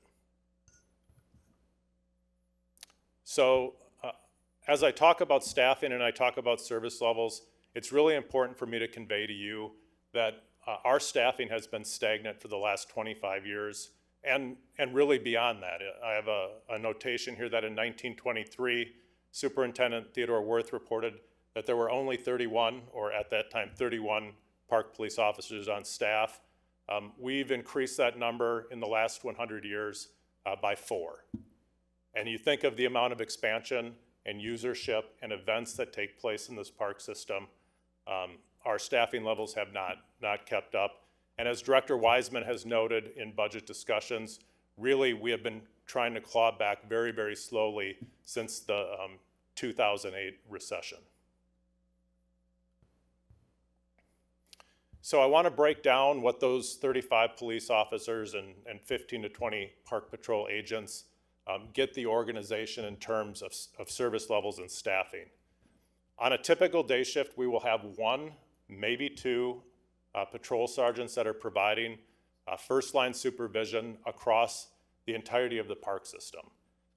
And then they would be supervising 3 to 4 officer squads that are divided across the city in geographic spaces. So on a typical day, we would have 4 or 5 squads out in the city. One of those would be a citywide supervisor going to major calls and providing work direction and supervision, and the other 3 to 4 would be officers responding to calls for service within the park system. Since last summer, we've had 1 officer assigned on a temporary basis to Parkway Safety. I'm sure as commissioners you all hear a lot of concerns and complaints around particularly driving behavior on the parkways, and we felt the need to respond to that. And so we tried a 3-month pilot last summer and assigned an officer to Parkway Safety. We expanded that to a 6-month assignment, April to October this summer.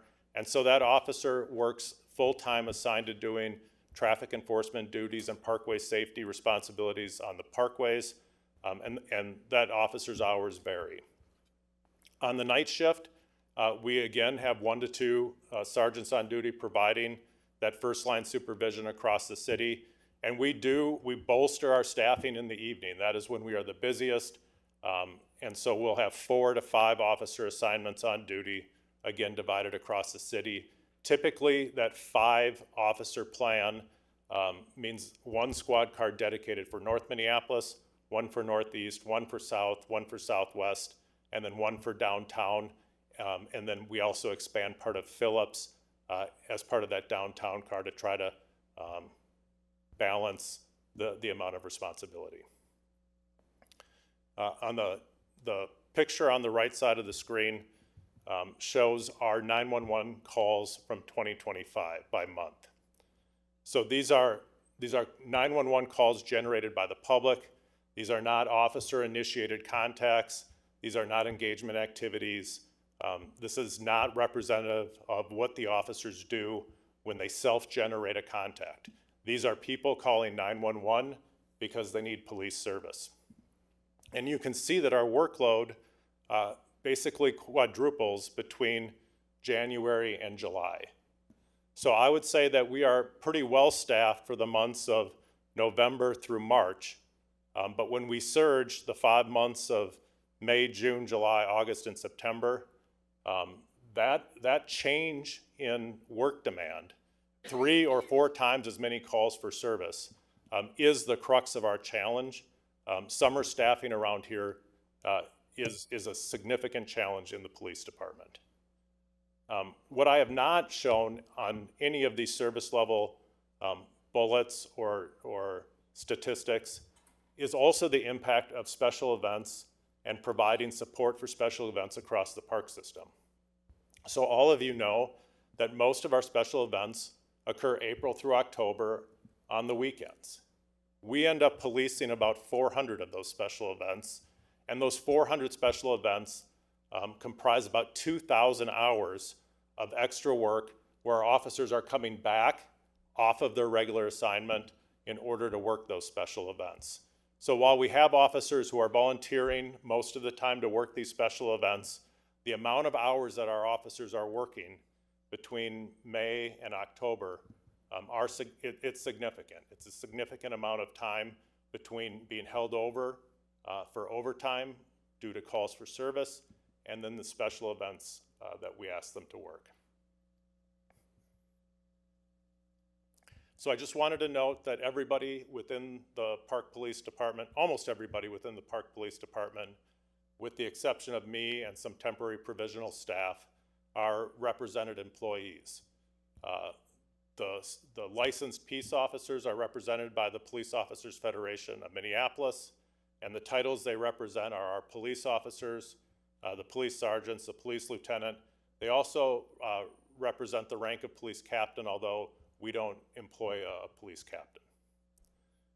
All of our park patrol agents are represented by AFSCME Local 9, and also represented within the AFSCME group is our office support specialist.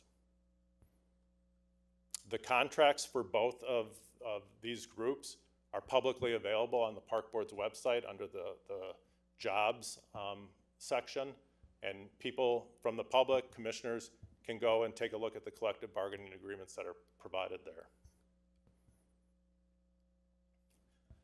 So I had a discussion with Chair Engelhardt a couple of weeks ago, and we spent a lot of time talking about performance management. I think that was the impetus for this presentation tonight. And most of what I'm going to talk about in terms of performance management has to do with complaints and discipline.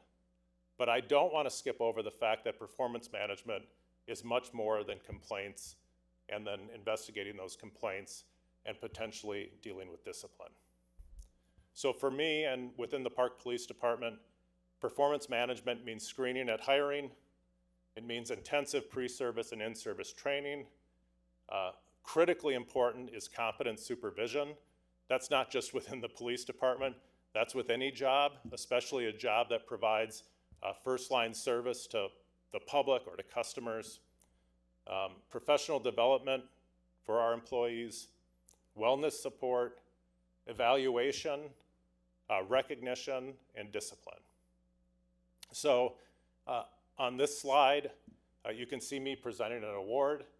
We want to recognize the very good work, often heroic work, of our officers. I think I was at a board meeting a couple of meetings ago where we talked about that.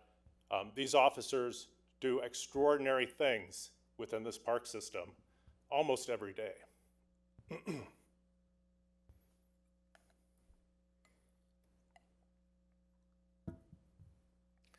So with that being said, now I'm going to talk to you a little bit about our complaint process and if the complaint results in a finding of sustained misconduct, how the discipline process works. So the Minnesota Post Board requires all law enforcement agencies to have an allegations of misconduct policy. We have that policy. Again, that policy is publicly posted on the Park Police section of the website.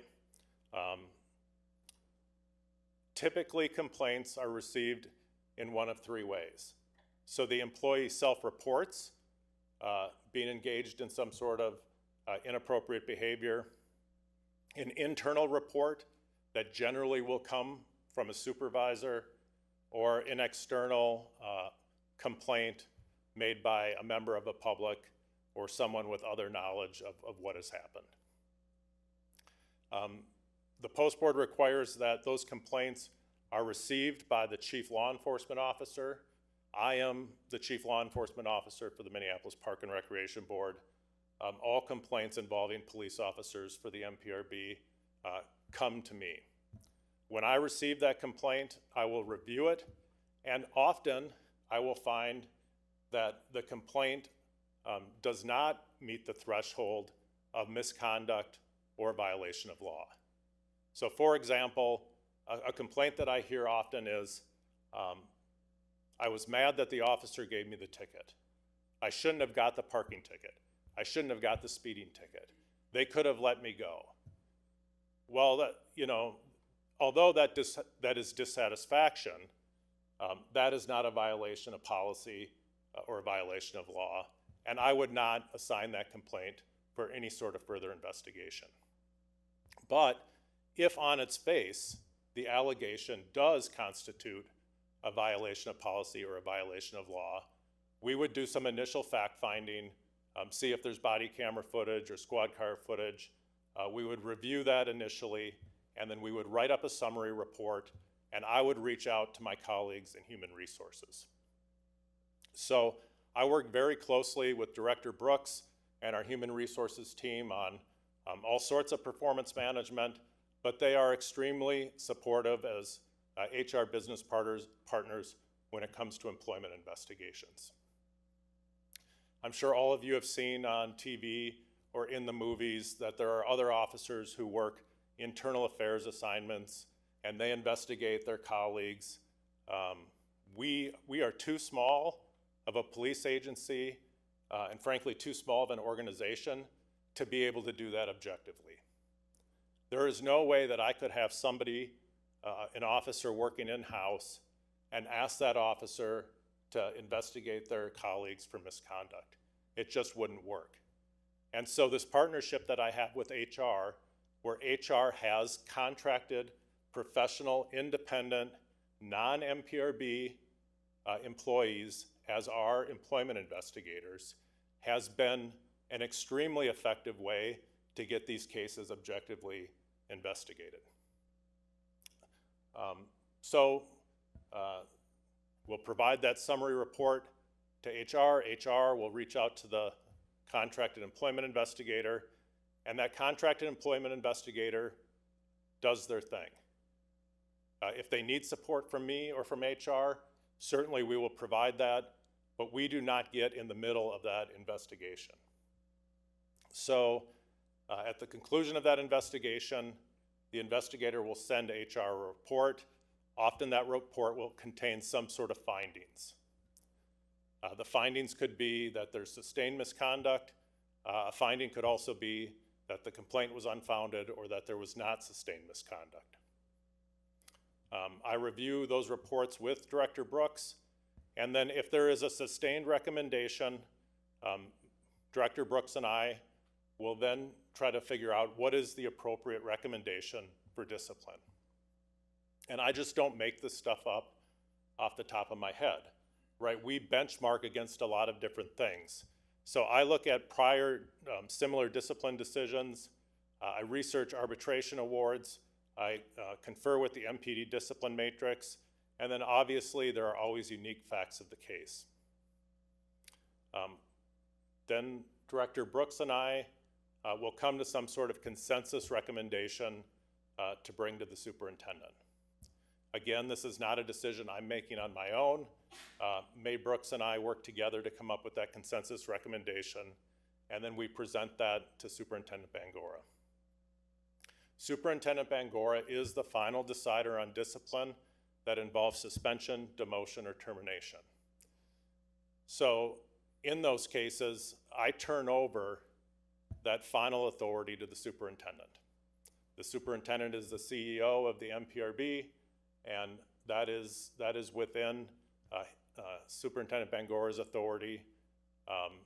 And then based on what his final decision is, we take action with the employee.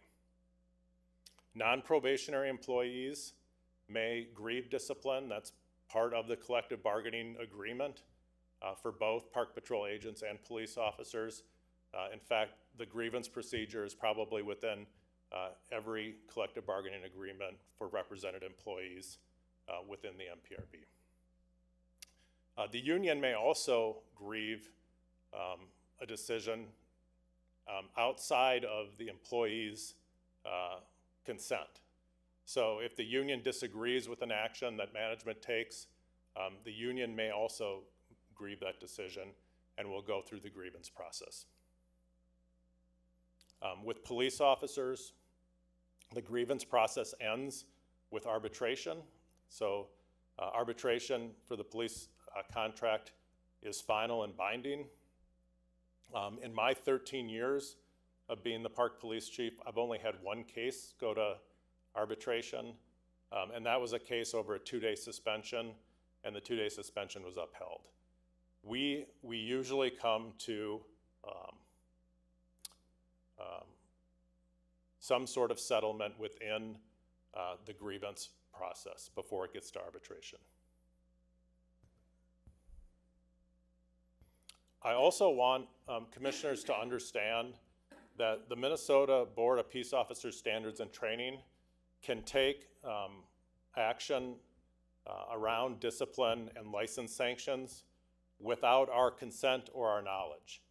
So the Post Board has adopted standards of conduct that licensed peace officers are expected to uphold, and if an officer violates the standards of conduct, they may be sanctioned through their license.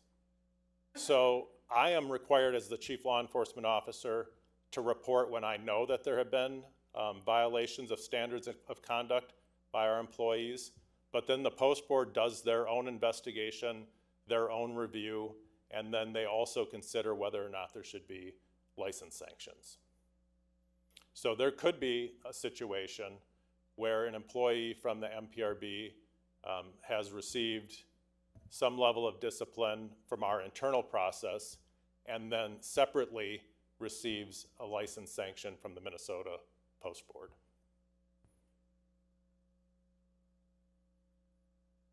So here's my final slide on discipline. Discipline is an effective performance management tool, but it needs to be done right. And I've heard Chair Engelhardt, and I'm sure all of you have heard Chair Engelhardt talk about the importance of just cause. Just cause is an obligation, again, spelled out within the collective bargaining agreement. We need to make sure that we're making decisions based on just cause. These investigations absolutely have to be done fairly. That's why we have contract employment investigators to run these investigations. They need to be objective, not only for me and for the management staff of the MPRB, but most importantly, they need to be seen as objective by the employees who are the subject of the investigation. They need to be done consistently. I've spelled out our process. That is the process that we follow all the time, so employees understand how the process works and what to expect. And they also need to be done in a timely way. We've all heard cases about discipline with the Minneapolis Police Department where cases of misconduct have sat under review for months and months and months and months. And if the goal is really to correct employee behavior, having an employee wait a year to receive their discipline is not effective.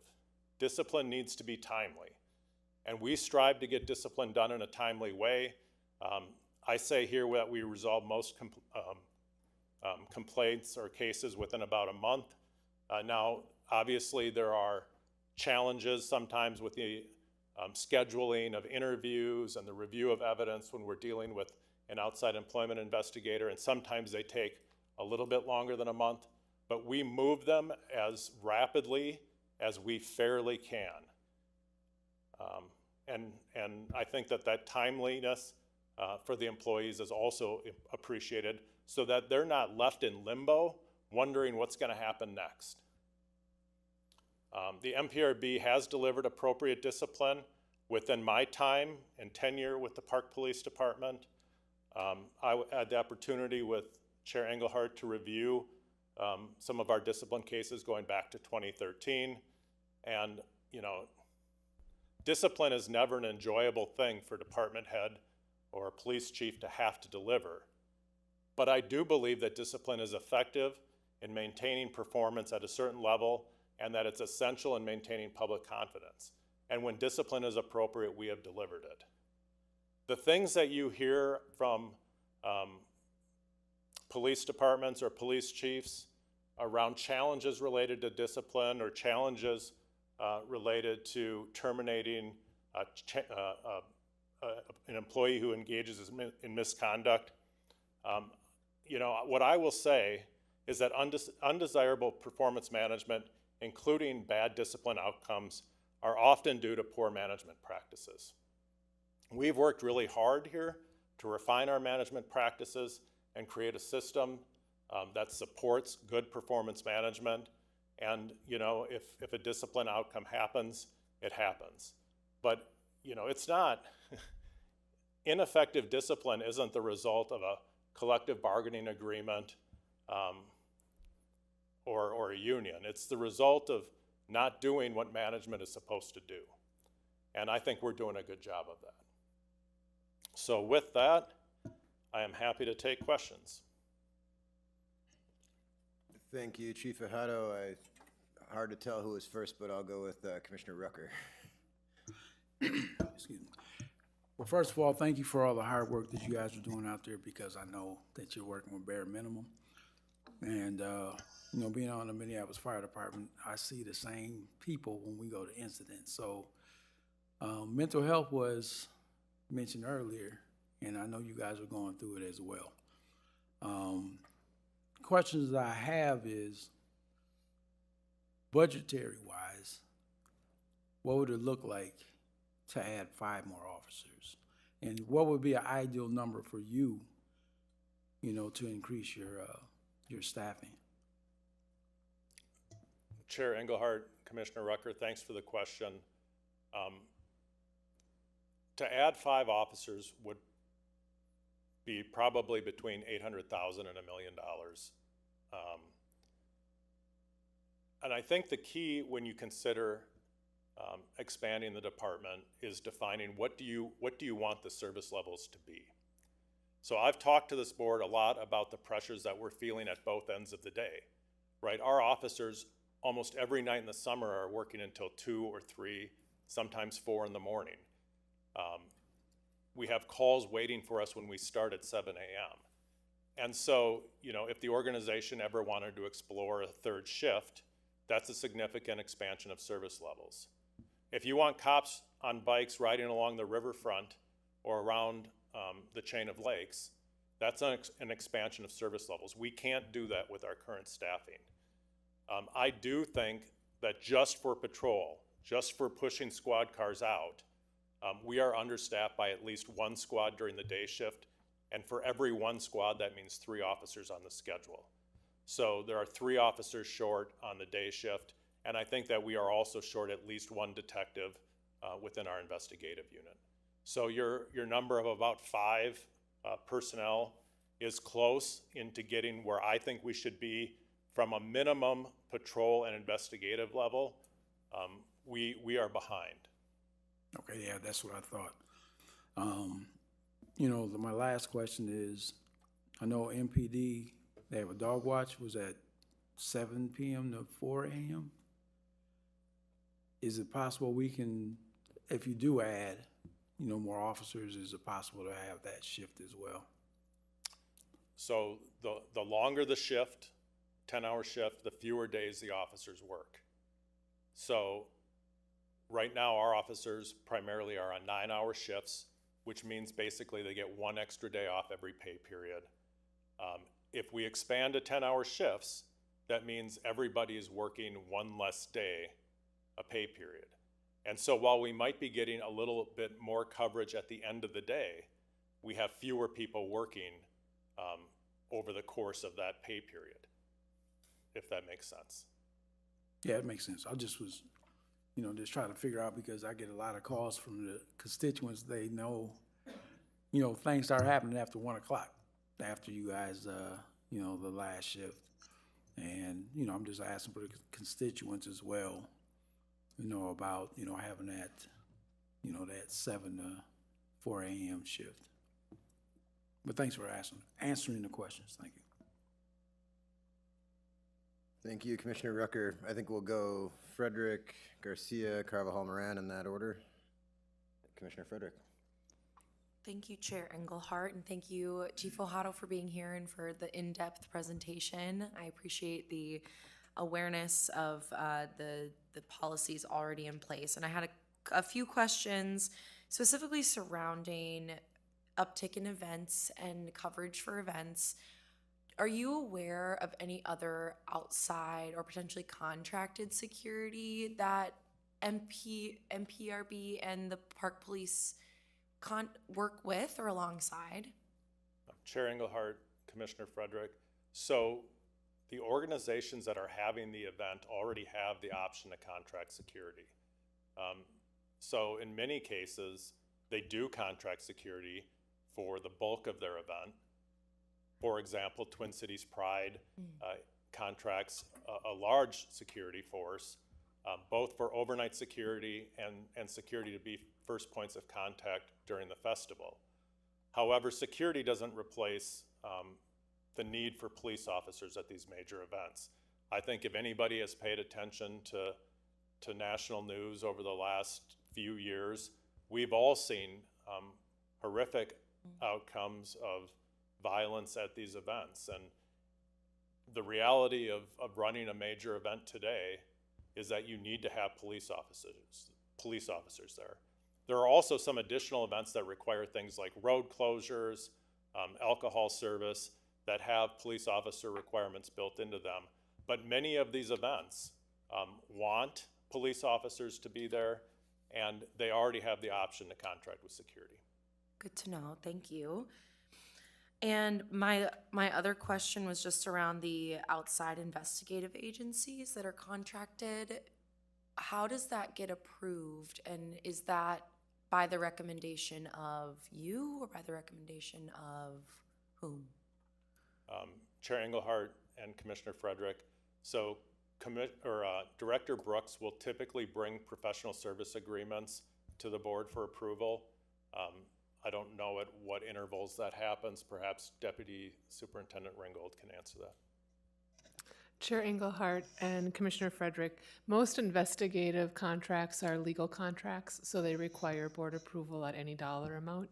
And what happens when we do that is we first consult with our legal counsel. They kind of give a cursory approval, say that that is an okay group to go with, because ultimately they are our general counsel, and so they don't want us having legal teams on staff that they don't, not on staff, but on contract that they wouldn't be able to help defend. And then we bring it to the board for approval, and we bring them periodically. Good to know. Okay, thank you. Commissioner Garcia. Thank you, Chair Engelhardt. Thank you for joining us this evening, Chief Ojado. It's always really great to hear all of your explanations. I appreciate the time that you've given me outside of meetings and things like that to discuss a lot of these same things. Commissioner Rucker brought up, the fact that we are looking at a model that has you understaffed for the hours that you're providing service and the various services that you're providing. Can you talk a little bit about what the process looks like for hiring and onboarding to bring on additional officers, and what that would look like in terms of the time frame that it would take to add 5 more, or I suppose any amount more officers? Chair Engelhardt, Commissioner Garcia, that's a really good question because the process is not fast. So we use two different processes to hire eventual park police officers. One is what I'll call the traditional process, where someone graduates from college and they've already done the requirements to make them licensed eligible to become a police officer. And the post board has said you are eligible to be hired by a police department. We're recruiting for that position right now. Once we hire, or once we make a conditional job offer, that person has to go through a psychological evaluation, a medical evaluation and drug screening, and an in-depth background investigation. That process to do those things, those conditions of employment, usually takes about 3 months, maybe a little bit longer. If they pass all of those, which, you know, probably about 50 to 60% pass all of their conditions. So we lose almost half the candidates we give conditional job offers to. Then they're eligible for a final job offer. We provide the final job offer, and then we send them to the Minneapolis Police Recruit Academy for 4 months of pre-service training. That's training that they get that is foundational to being able to provide police service across the city seamlessly. Once they graduate from the academy, they come back to us and they work 5 months alongside a veteran park police officer in field training, where they learn how we deliver service out in the parks every day. And then if they successfully make it through the field training process, then they're signed off on the ability to work by themselves. So from start to finish, from the time that we post a job until the time that that person is ready to work on their own and deliver service without a trainer, is probably about 15 months. We also hire police cadets, which are not, they come out of school with a degree in something completely unrelated to policing. And we hire them as a cadet and we send them to college to get their law enforcement certification. After they get their law enforcement certification, then they start the process that I just described, and that's more around an 18-month process. Thank you. That's really helpful, I think, for all of us to know and understand. My previous experience to being on park board, I did a lot of hiring and recruiting for some large corporations, and it's something that, to your point, is it's not really possible to do quickly if you want to do it right. And I think a lot of the outcomes that we have with the park police are a credit to the culture that you've built here and the way that you bring people into this role and really outfit them for success. So I also just want to say thank you for all of that hard work and for everything that you do to make sure that when we are making those hires that we're getting those really positive results. Thank you. Thank you. Commissioner Carvajal-Moran. Thank you, Chair Engelhardt. I'm really glad that I did the ride-along, and then we have this presentation. It definitely tied all, it just, I was able to see like the officers, and with conversations, there were 5, and the calls came up, and so in the summertime, there's just a lot happening in the system. I was also very surprised to see that there were a lot of young people or young officers, park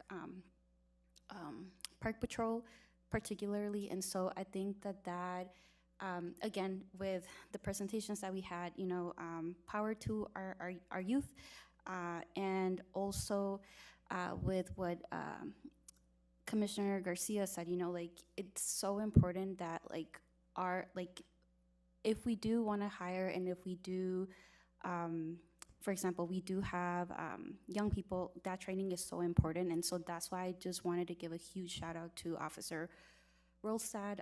Just like, I think it was really beautiful how they how they interacted with youth. I know that at least it's important that, sorry, let me rephrase myself, but training is really, really important. And so with that, the example that she set when I shadow, I would love for there to be more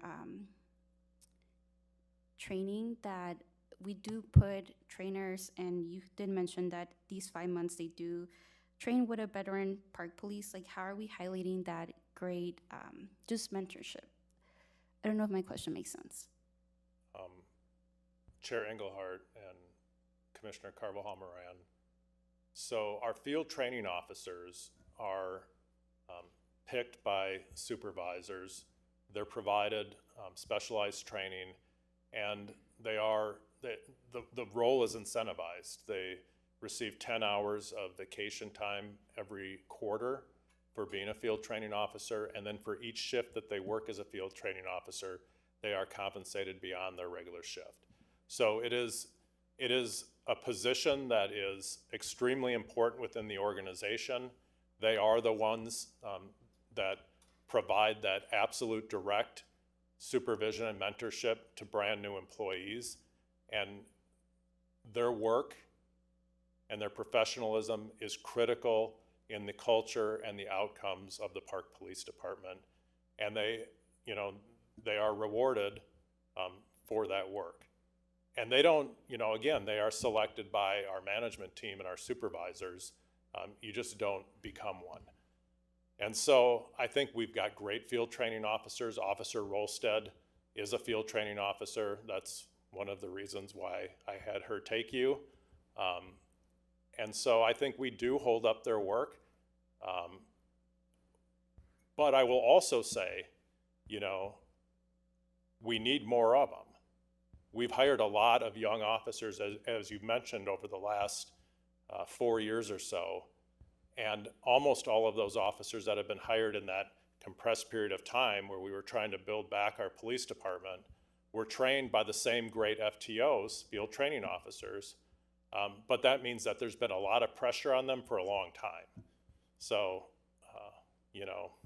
the work continues. Thank you for understanding my question. Yeah, no, I just like those skills to have. And right now, like, parks there's youth, just like I was like shadowing with her closely, and just like the scenarios that came up, I was just impressed by just like that professionalism, that just the de-escalation practices. And so like for me, just thinking about those young officers and having that training, so like if they do want to continue a career, it's so important that they do have those skills. So thank you. Thank you, Commissioner Carvajal Moran. Commissioner Forney. Thank you, Chair Engelhardt, for allowing me to speak since I'm not in this committee. Thank you for the presentation, Chief Fajardo. I wholeheartedly support that we need more people power, and I appreciate you indicating what you feel would be the most helpful. I also was on a ride-along, and my observations were more about efficiencies, and in particular, what I found very intriguing was at the south end, southeast end, both parking lots of Bede-Makaska, it took 3 squads, cars and individuals, to shut those down. And that just seemed like a gross misuse of our people power. And so what I'm really hoping, and I'm looking over in the other direction here to the planning department, we are in the process of looking at the open parkway toolkit. In other words, where are there potential tools to do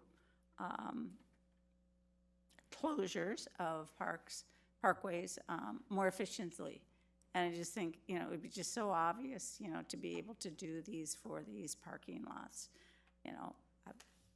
beyond my technical know-how and everything, but it just seems so obvious. But there's so many things that I observed, such as Sergeant Cannon, one of our encounters was just with one young man who insisted that he could fish off of the sailing dock because the signage had been taken down. He might have been the person taking it down, but anyway, little simple things like that. I just feel like, I mean, I know that there's a lot of discussion these days about the various technologies that are available or not available. I mean, drones and cameras and, everything.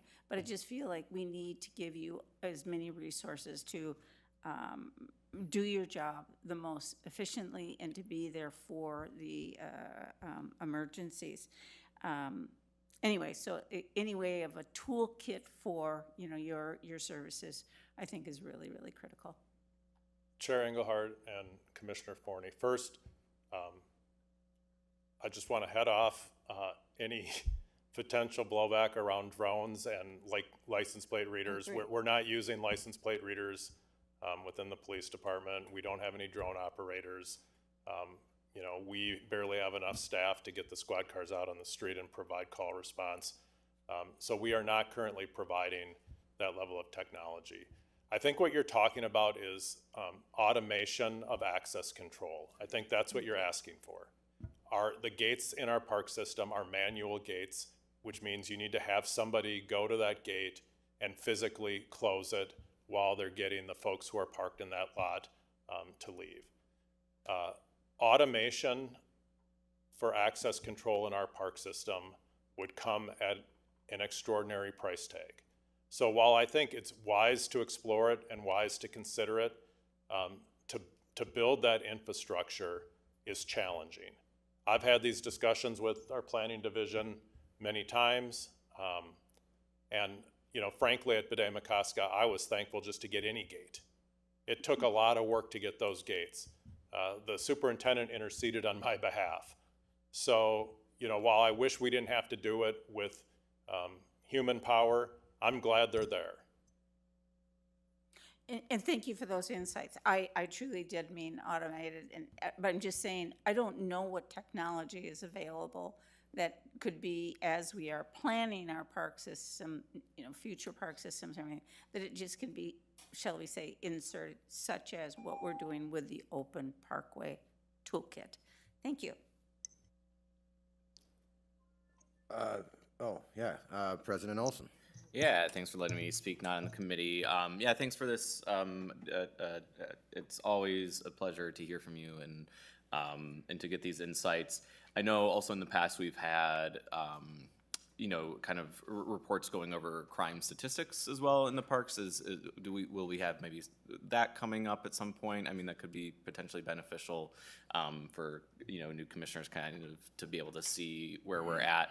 And I also know that you recently put, I think, some officer hours onto kind of Parkway, like speed patrol and traffic control. I'd be interested to get an update on that because I do know as well at the Capitol, Minneapolis State Rep Samantha Sensor-Murrah is working on making the speed camera and red light camera pilot permanent and statewide. And I think potentially if things go a certain way in the elections, that could be something that, I noticed that maybe the park board is actually, we are not a named municipality within that, so I don't know if we have specific authority to do that, but I do think it's something that we would want to look at because maybe that could then create some of the automation, and with that there can be fees and stuff like that. I don't think we would want to use that to generate revenue, but it could create something where it's kind of self-sustaining. So, so having an analysis of, and maybe right now you can kind of say how that traffic enforcement officer has been, how those hours have been working. But yeah, just kind of those comments and general things. Chair Engelhardt and President Olson, I'll come back and talk to you whenever you want me to. I'm happy to provide that crime report. I'll say that we're about at the same crime levels we were at last year. Midway through the year, and last year was the best year that we had since 2019. And so we're at about the same pace as we were last year, but last year was a good year in comparison to the several years before that. And just one note on the camera enforcement for speed and stoplights. We have engaged the city to some degree around whether they would be open to installing those on the parkway. Initially, no parkway intersection hit their threshold for crashes, and so for the first round of piloting, they declined to put one on a parkway. But I would not, especially if this moves beyond being a pilot program, I would think that at some point the parkways would get some coverage on that as well. Yeah, it would be nice. I think it'd be nice if we could determine that independently, because I think beyond crashes and stuff, it's, they are a recreational, certain areas obviously very, critical thoroughfares, but I think others are, recreational, and we see people who are taking advantage of kind of the design of them to, go dangerously for the, relatively, right? So, 35 miles an hour perhaps on the parkway, even though it's 20 miles an hour, still it feels like that's a lot, right? And that's something worth regulating. So, okay, that's all I had. Thank you. Thank you, President Olson. Thank you, Chief Fajardo. I have, I think, 3 questions, and I want to engage with the bargaining unit and Lieutenant Swerzik as well, but that'll require a little bit of framing. Just to get one question, the first one, we've talked about staffing levels. When we met, Chief Fajardo, you talked about your recommendation last year, and you didn't recommend additional staffing, and I cannot remember why. So if you could answer why you didn't recommend additional staffing last year. So the superintendent didn't recommend additional staffing last year as part of the superintendent's recommended budget. And I think part of that is because there was a plan based on system equity investment to build in a couple officers either in 27 or 27 and 28. Thank you for that. And then if you could speak to the handling of complaint cases or other cases that come to your attention that are in the aspect of excessive force or explicit bias, and what your approach is to that level of performance management? Chair Engelhardt, that's a great question. So both of those allegations of misconduct fall into the buckets that the post board requires law enforcement agencies to have model policy adoption on. And those are also part of the standards of conduct that are subject to post board independent investigation, review, and potential sanctions. So if there's an allegation of bias, or if there's an allegation of excessive force, I am mandated to report that to the post board, and then we are also mandated to conduct the investigation. So if there's a sustained finding of excessive force, that can range the gamut from being something relatively minor to something very extreme. And we take the circumstances of the case into account, and we make discipline decisions based on that case and all of the things I talked about to make sure that it's proportional and appropriate to the action of that was taken by the officer. In cases of bias, in today's society, in our community, there is no tolerance for bias. And if we found an example of explicit bias with our officers, I can guarantee you that would result in extreme discipline. I can't tell you the exact facts of the case, and I can't predict, what the outcome would be, but it would be significant. And I think Superintendent Bangora would support that position as well. Thank you. Lieutenant Swerzik, feel free to not, there's a lot of framing with this question too, but what I'm looking toward is, your perspective is from the bargaining unit. And Chief Fajardo, thank you so much for your time and engagement with me as the chair of the Committee of Employee Relations. As a public sector, union business agent that's processed over 300 grievances under the same state law, PELRA, one of the highlights of my 6 months as commissioner is learning of the way performance management is handled. And it is true, there's positives and things. It's not all about discipline.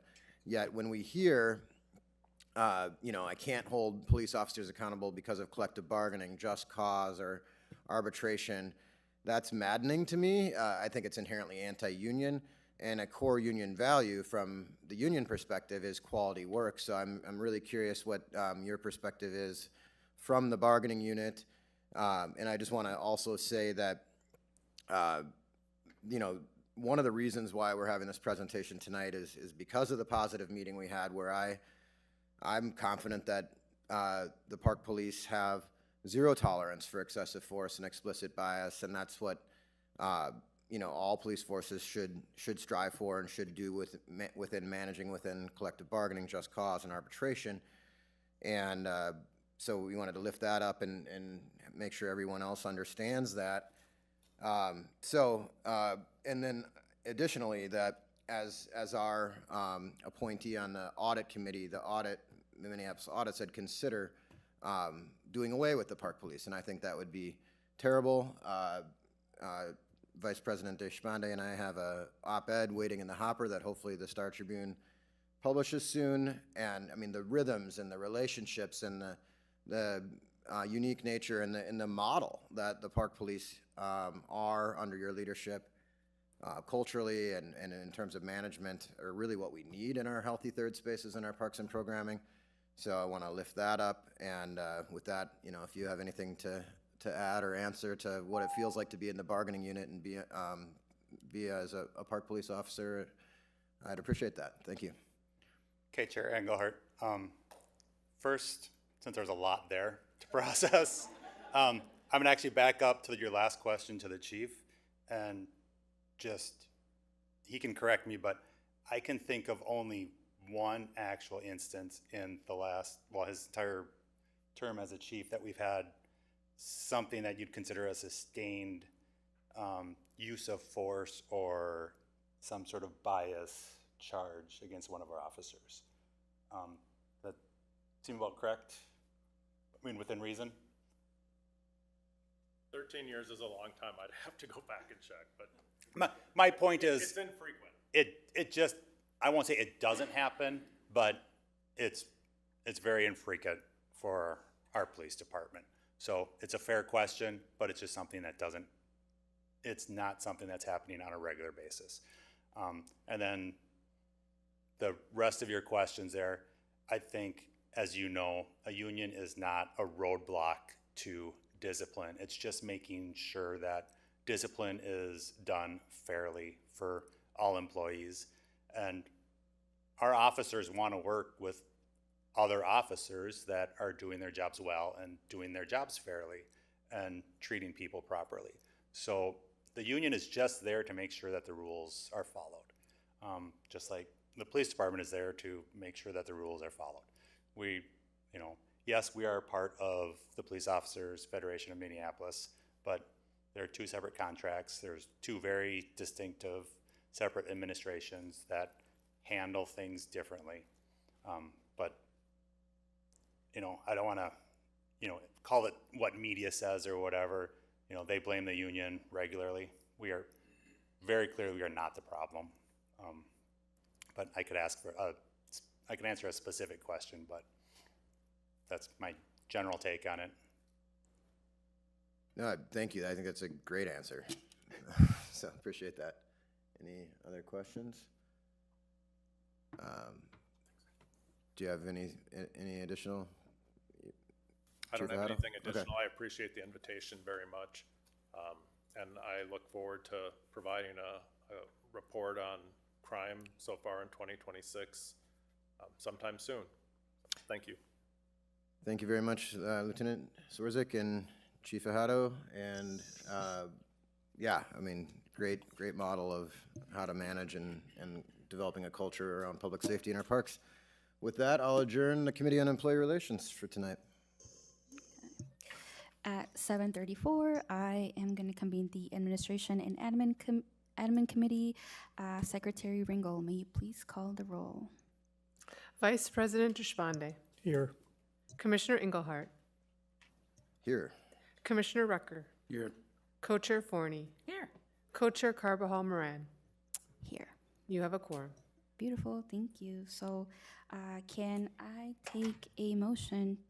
Can someone move the agenda? I also move. And can someone, oh, sorry. All those in favor of the motion of the agenda, say aye. Aye. All those opposed?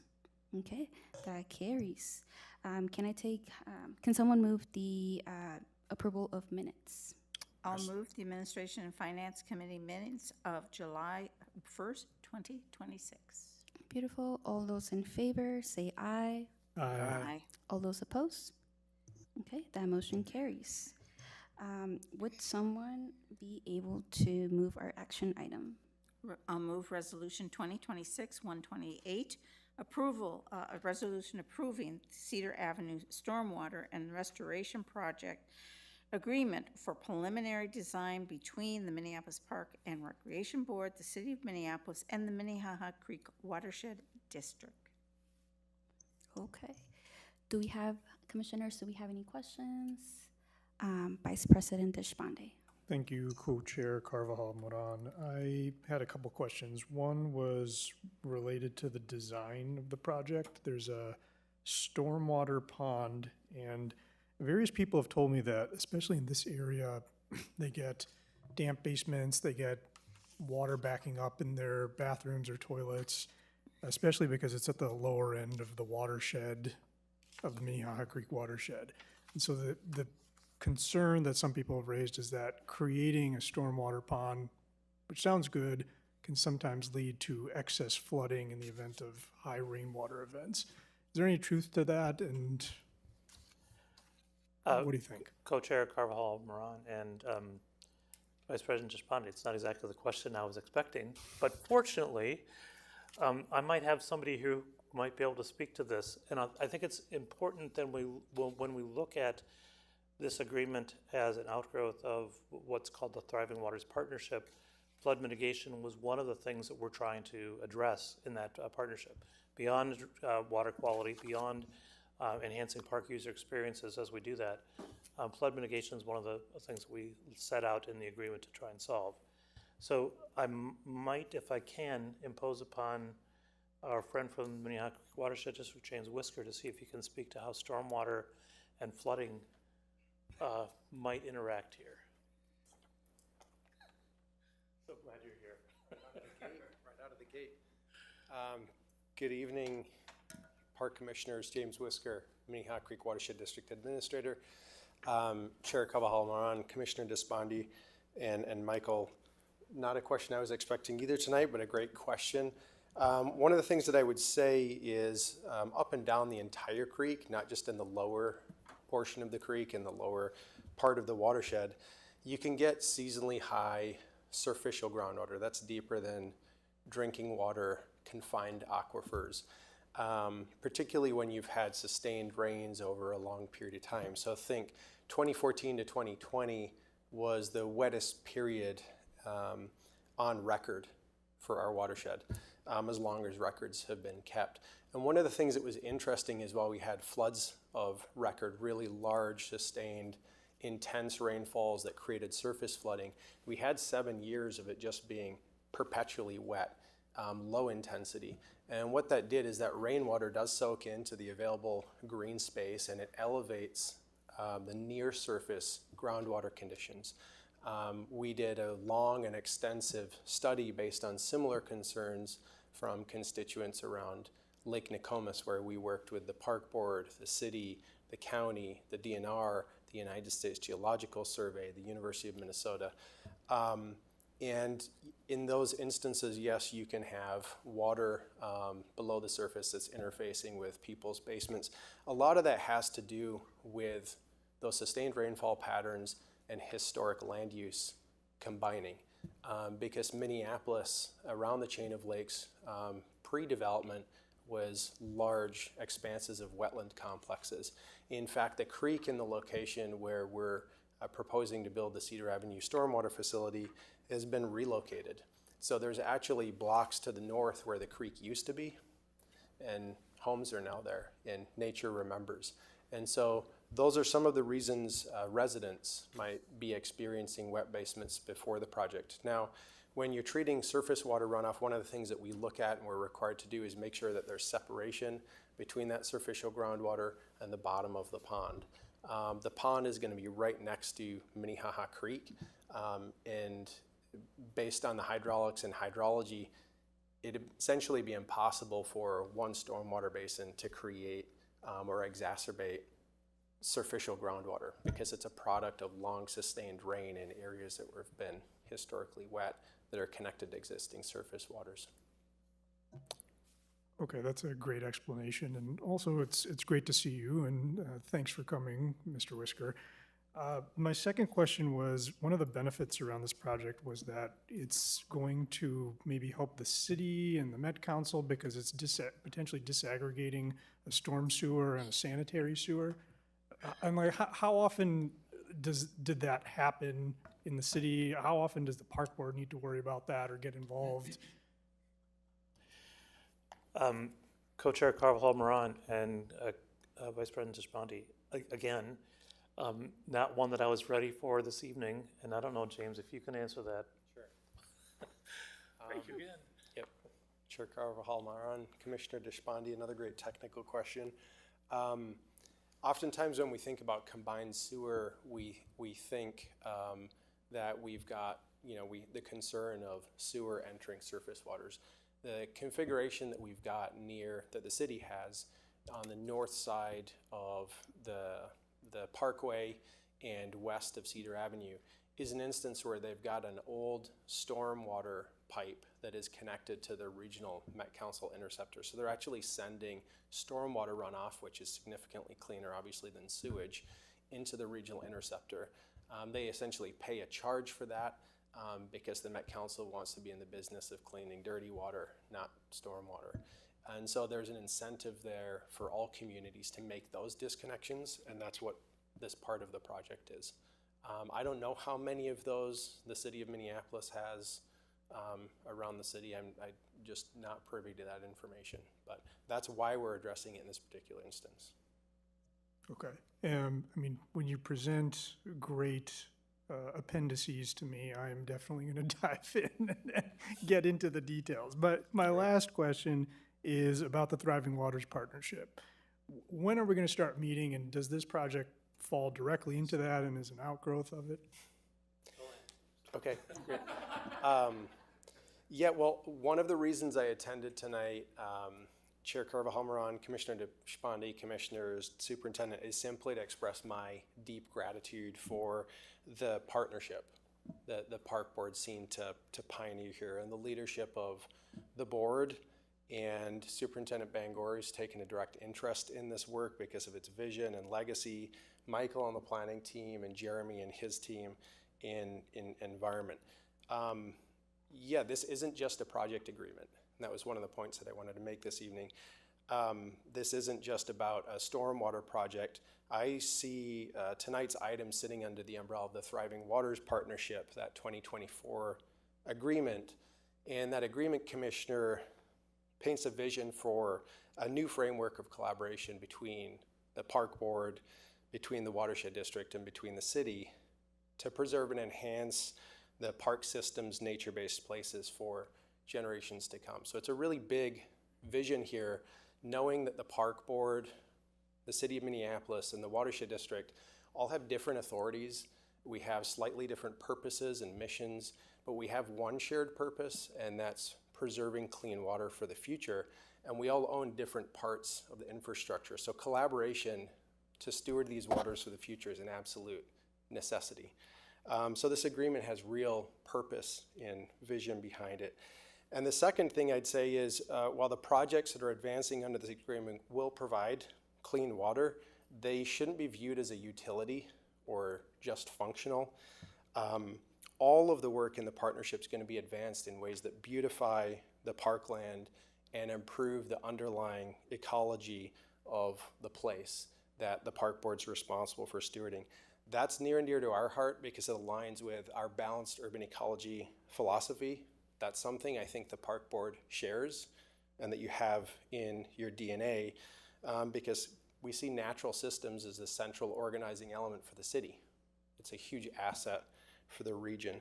And obviously by cooperating the way that I just described and envisioned, we're going to be combining our unique missions, our respective authorities, our skill sets and strengths, our scarce resources. I had mentioned to Michael earlier, I think one of the obvious selling points of the program here that we're pushing is for every dollar a partner puts in, they're essentially getting $2 back. Every dollar that the district's committing, we're leveraging park board and city dollars. We already have $250,000 committed externally for this first project. That's all to say, I'm a huge fan of the partnership and the work that the park board's done.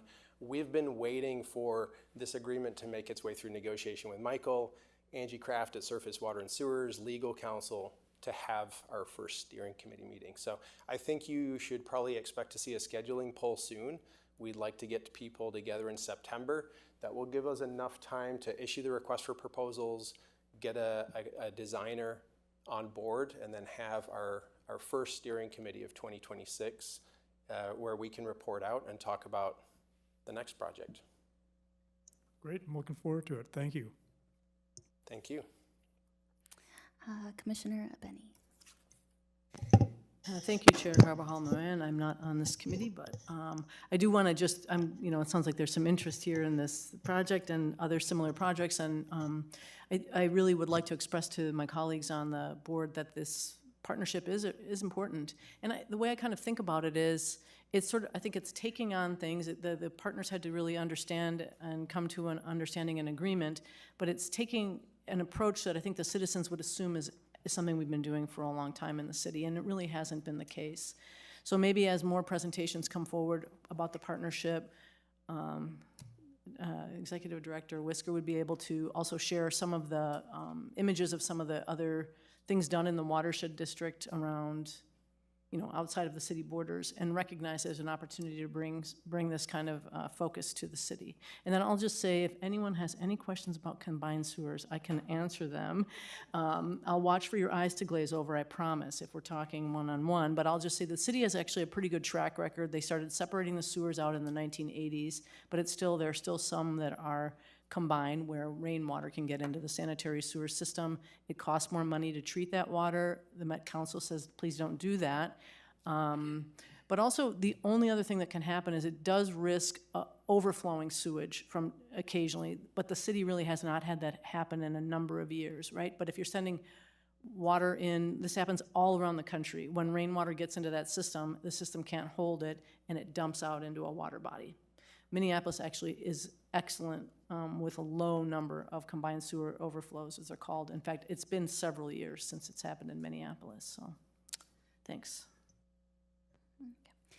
Co-Chair Forney.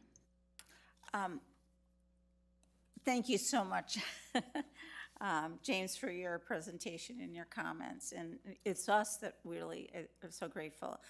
It reminds me of the fact of the two, maybe three other reports that I made about the Mississippi Watershed Management Organization, St. Anthony Falls, and how critical all of these partnerships are. As you said, for every dollar we put in, we're getting two extras. And it's true of the other two programs I said. And I cannot thank you enough for what you've done already upstream. I've walked many of those shores, and the remandering that's occurred in the naturalization is just, I'm just can't wait to get it happening in Minneapolis, and it's happening, and thank you for your leadership in that.